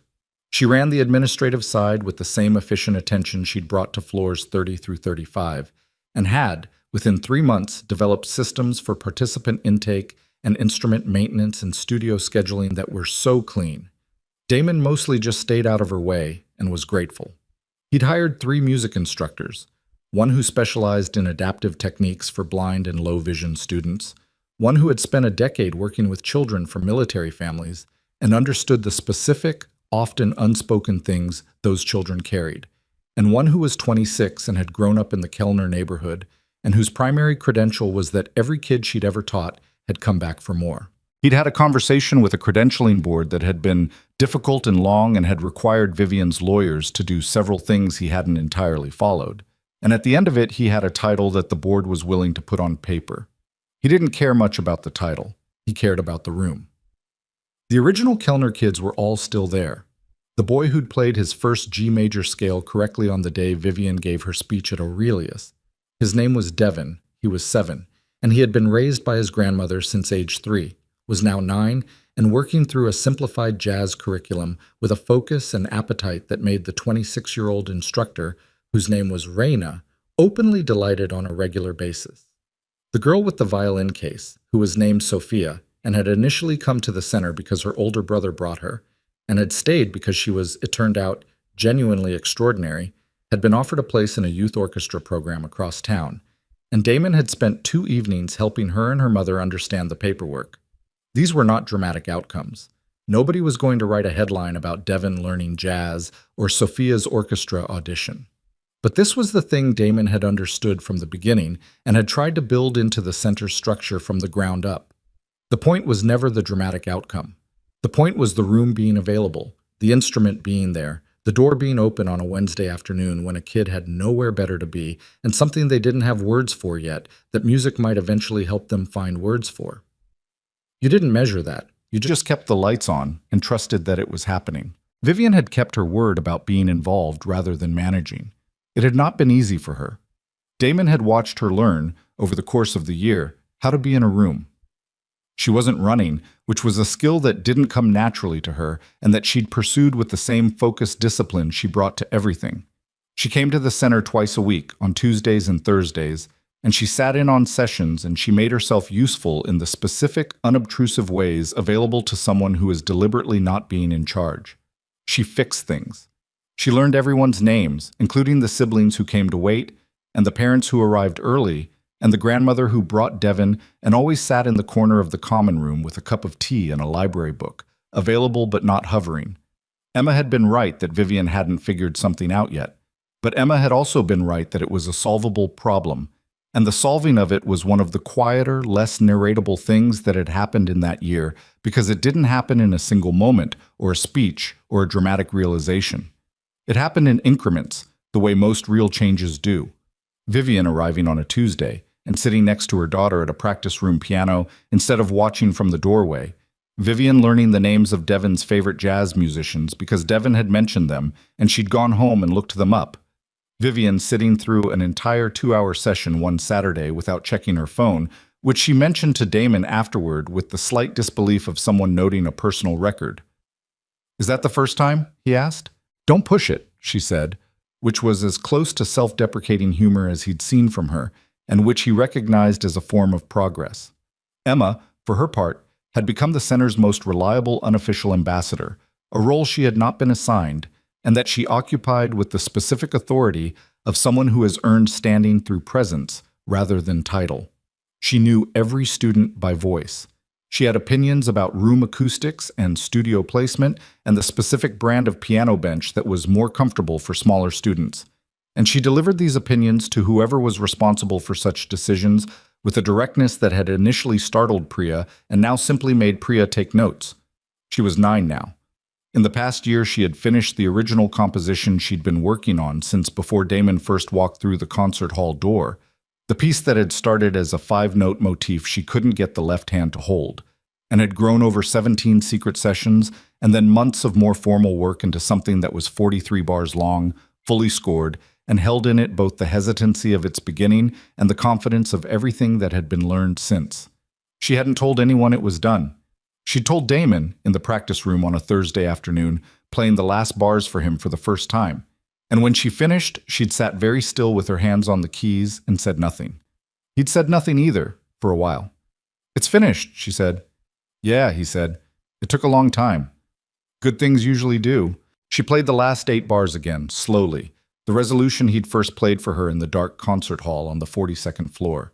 The descending answer to the climbing question, the call and response, now transformed by everything that had come after it, fuller and more complicated and more itself than either of them could have predicted from that first evening. "I want to play it at the opening concert," she said. "I know," he said. "I was waiting for you to say so." She turned toward him with that slight sideways tilt. "You knew it was done?" "I could hear it was getting close," he said. "The last few weeks, the way you'd stop after certain passages. You were checking whether they needed anything else." "They didn't," she said. "No," he said. "They didn't." The opening concert was a Saturday in November, a year and 1 month after the foundation proposal had been signed. The Kellner Cross Music Center's main hall seated 200 and was full, which Priya had managed with characteristic efficiency, and which had required a waiting list for the last 40 seats. The audience was a specific mix: foundation board members, parents of students, people from the neighborhood who'd watched the building go up, a journalist from the city paper who'd been quietly covering the center's development for 3 months and whose editor had suggested the story was bigger than she'd initially thought. Marcus was in the third row with Damon's mother-in-law, Claire's mother, Eleanor, who had driven 6 hours from Pennsylvania because Marcus had called her himself and told her she needed to come. Eleanor was 71 and had been dealing with her own version of the past 2 years and had said yes without hesitation and had brought flowers that were now sitting on the table in the common room because there'd been no good place to put them in the hall. Damon stood in the wing of the small stage, which was not really a wing so much as a gap between the acoustic panels and the side wall, and watched the hall fill. He was wearing a dark blazer over a plain shirt, which was as dressed as he intended to get, and he'd had a brief conversation with himself that morning about whether the occasion called for something more formal and had decided it didn't, because the occasion was about the kids, and the formality should serve that rather than the other way around. He thought about the first night, Emma's left hand on the keys and the rain against the glass, and the decision he'd made to sit down at the bench that he hadn't been able to justify with any clear rationale, and that had turned out to be one of the few genuinely right decisions he'd made in the years since everything fell apart. He thought about this without drama. It was just the truth of it, sitting there. He thought about Claire, who would have found Emma extraordinary and would have told Damon so with a directness Emma herself would have recognized. He missed her in the specific weathered way he'd learned to miss her, the way that didn't undo him anymore, but that never fully went away either, which he'd come to understand was not a failure of healing, but just the correct shape of a loss that was real. He wasn't fixed. He wanted to be clear with himself about that, standing in the wing before the concert, because the narrative version of the past year had a shape that suggested fixing, the broken man given purpose, the wound closed by meaning. That wasn't what had happened. What had happened was that he'd found work that was genuinely his, and people who were genuinely worth the effort. And these things hadn't repaired anything so much as they'd given the unrepaired part somewhere to be that wasn't just taking up space. The 3 a.m. waking still came. The weight of the mission in Virginia was still there. He still drove past certain things sometimes and felt the specific pull of the past like a hand on his shoulder. But he had this room.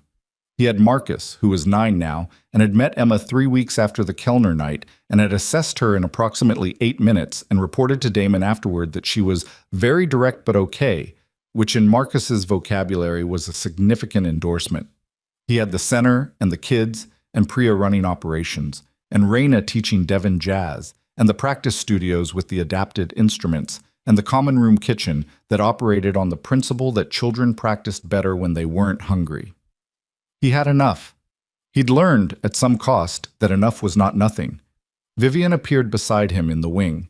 She was doing the same thing he was, watching the hall fill, her hands in her coat pockets, her face quiet with the particular expression of someone who is trying to simply be in a moment rather than assess it.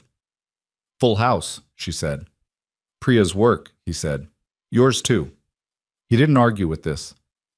"How's Emma?" "She told me to stop asking how she is because she's not nervous." Vivian's mouth curved very slightly. "Then she asked me to feel whether her collar was straight." "Was it?" "It was perfect," she said, but she needed to check. She was quiet for a moment. The hall was almost full, the sound of it shifting from ambient to something with more mass, more warmth. Devon was somewhere in the front rows with his grandmother, who had put on what was clearly her good coat for the occasion. Sophia was in the orchestra section near the back, violin case on her lap as usual. "I want to say something," Vivian said, "before it starts." "Okay." "I'm not good at this." She said it plainly, without apology. Saying things that aren't in service of a point, just saying them because they're true. "I know," he said. "The past year," she started. She stopped. Tried again. "I've been watching you work. In this building. With these kids, with Emma, and I keep thinking about what I very nearly prevented from happening." She didn't look at him, she looked at the hall. "Not just your job, not just the piano sessions. The thing you gave Emma, which she's been carrying since the first night, and which I didn't have the sense to recognize because I was too busy trying to give her things I could buy." A breath. "She told me something last week. She said that you taught her that the hard part of the music, the part that feels wrong, is usually the part that's trying to say something true. And she said she thinks that's probably true about people too. Damon was quiet. That's not something I taught her, Vivian said. I didn't have it to teach. I was still figuring out what to do with my own hard parts. She looked at him then, directly, the full weight of her attention in the way she had when she was not managing the conversation but simply inside it. So, thank you for sitting down at that bench, for all of it. She would have found someone, Damon said. She had it in her already. She would have found a way to it. Maybe, Vivian said, but she found you. He didn't have an answer to that, and she didn't seem to need one. She moved away, back toward the hall, and Damon stayed in the wing and let the moment settle the way you let a chord settle, holding it until it was done, saying what it needed to say. The program started at 7. There were 4 performances before Emma's, Devin playing a blues progression that made his grandmother put her hand over her mouth, a group piece from 6 of the center's students aged 7 to 12 that was rough in places and held together by sheer collective will, which was more interesting than polish would have been. A solo from a 15-year-old girl named Amara, who had started at the center 4 months ago and played the cello with the focused intensity of someone who had found the thing their hands were made for. And a short piece from 2 students who played together, violin and piano, stumbling at the same moment and recovering together and finishing with the specific unself-conscious joy of kids who have just pulled something off. Then Emma. She walked to the stage without assistance. She had declined the option firmly when it was offered, which surprised nobody who knew her. She walked the way she walked in the practice rooms, with the careful, inhabited confidence of someone who has learned to move through space as a skill rather than a concession. She found the bench by touch, settled, adjusted. The hall was quiet. She didn't introduce the piece. She'd been asked whether she wanted to say something first, and she'd said, "The music says what it says. If I explain it first, I'm not trusting it." And that had been the end of that conversation. She played. The opening, the 5-note motif, the climbing question she'd first played in the empty concert hall a little over a year ago, working it out alone in the dark while rain ran down 42 floors of glass, came out of the silence with a simplicity that was almost startling. Not because it was soft, though it was, but because it was undefended. It made no claim to being more than it was. It just went up, the way a question goes up, the way the voice goes up at the end when something genuinely isn't settled. And then the left hand found it. The interval she'd collapsed 100 times before Damon showed her how to curve the finger, how to hold the connection through the transfer. It was there now, solid and sure, holding the ground while the right hand climbed. The 2 parts working together the way they were meant to, not performing unity, but actually in it, the music breathing as one thing.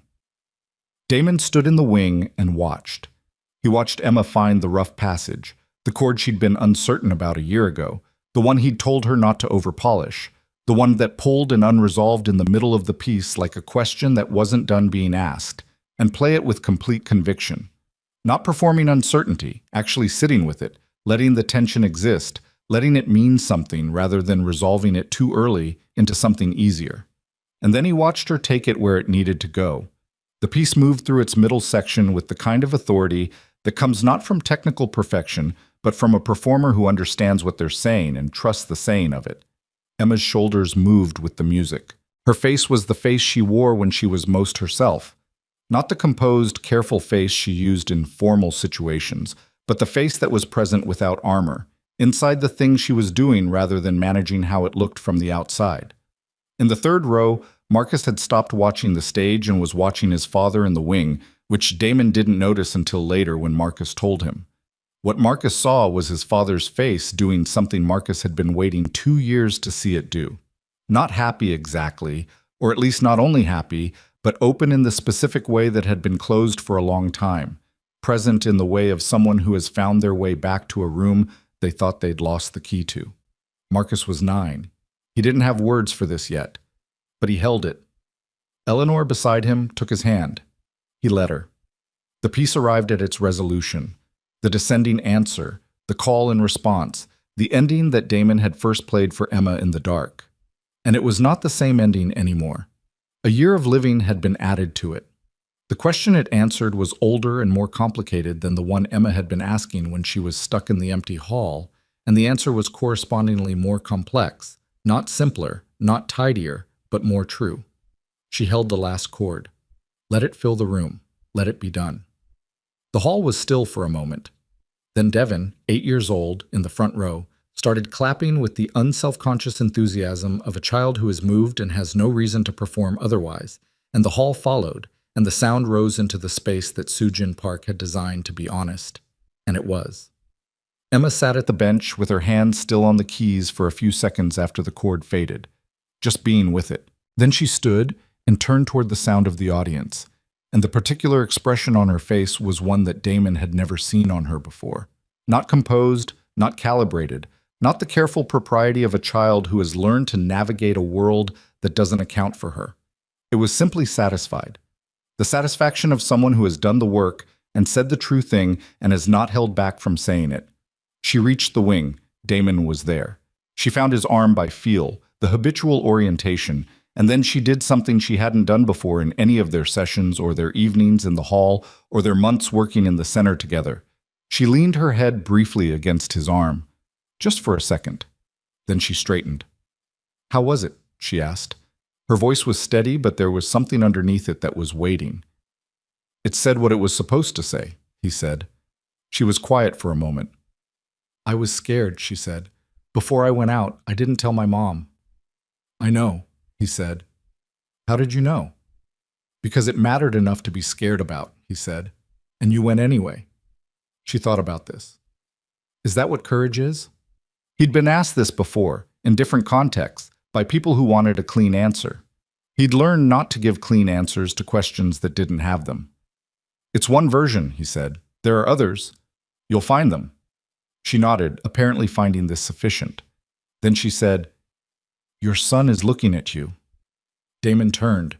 Marcus was standing at the entrance to the wing, still holding the program from the concert, Eleanor a few steps behind him with her hand-over-mouth expression still not fully resolved. Marcus looked at his father with the frank, direct attention he'd been deploying since age 3, and for a moment neither of them said anything.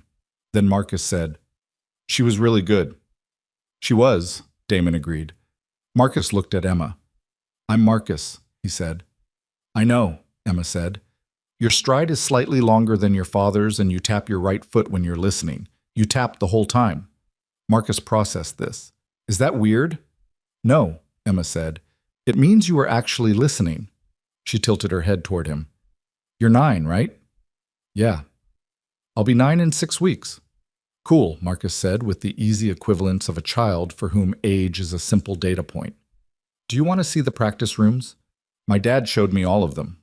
Emma turned toward Damon's voice to check whether this was appropriate.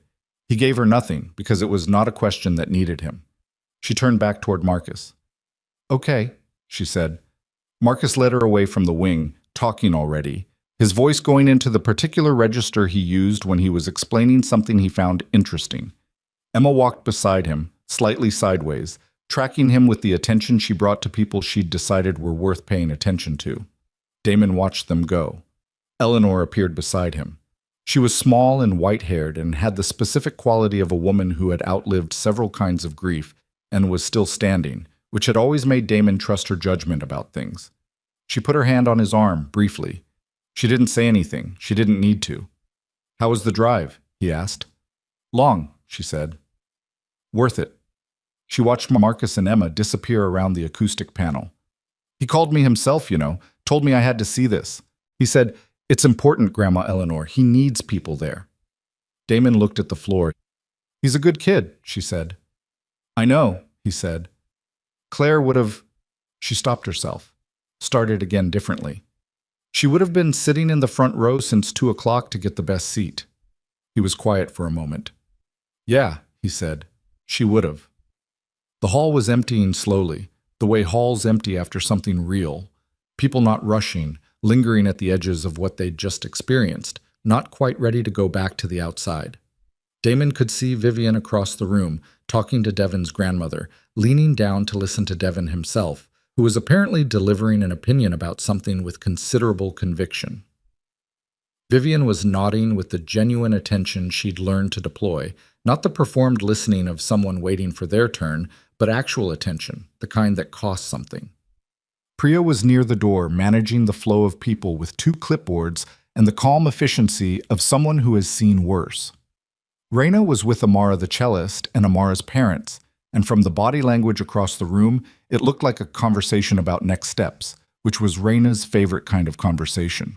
Sophia was standing near the back with her violin case, watching all of it with the violin player's particular quality of observing before committing. She caught Damon's eye across the room and gave him a small nod, the nod of someone who understood what had been built here and was taking note of it. He nodded back. The truth that Damon had arrived at, slowly and without announcing it, over the 13 months of building the center and the year of running it, was not the kind of truth that resolves everything. It was more modest than that and more durable. The truth was this, that the things which matter most are almost never the things that look like they matter most from the outside. The commission and the commendation and the operation that gets written up.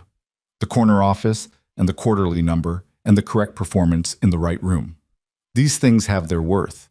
But the worth that carries, the worth that moves through time without diminishing, lives in the smaller transactions. The 17 evenings on the 42nd floor. The folding chairs in the Kellner's storefront. The moment a child's left hand finds an interval it has been losing for weeks and holds it and realizes it can hold it. He was not a hero. He wanted to be honest about this because the story, the way others were beginning to tell it, had a hero's shape to it, and he knew what that shape left out. It left out the years he'd spent making himself invisible because invisibility was easier than being known. It left out the bad nights and the way he'd told himself in the first week of those piano sessions that he wouldn't go back when what he meant was that he was afraid of what it would cost him to stay. It left out the specific, ordinary selfishness of a man who'd been protecting himself from caring about things because the last time he'd cared fully about things, it had nearly finished him. Emma had not saved him. Marcus had not saved him. Vivian's foundation had not saved him. These were true things, and he was glad of them, and they had not saved him because he was not a man who needed saving so much as a man who needed to stop pretending the wound was someone else's wound and get on with the work of having it. The work was the thing. The room, the instrument, the door open on a Wednesday afternoon, Devon's first correct G major scale, Sophia's orchestra audition. Emma's piece finished and played and given to the audience without holding anything back. He had signed on to do this work, and he was doing it, and it was enough. From across the hall, Emma's voice. She and Marcus had come back from the practice rooms, Emma talking with the focused animation she had when she was explaining something technical to someone she'd decided could keep up. Marcus was keeping up. His foot was tapping. Damon watched his son and the girl who had found him on Kellner Street and decided the situation required action. These two 9-year-olds moving through the hall with the easy authority of children who have been told that they belong in a room and have chosen to believe it.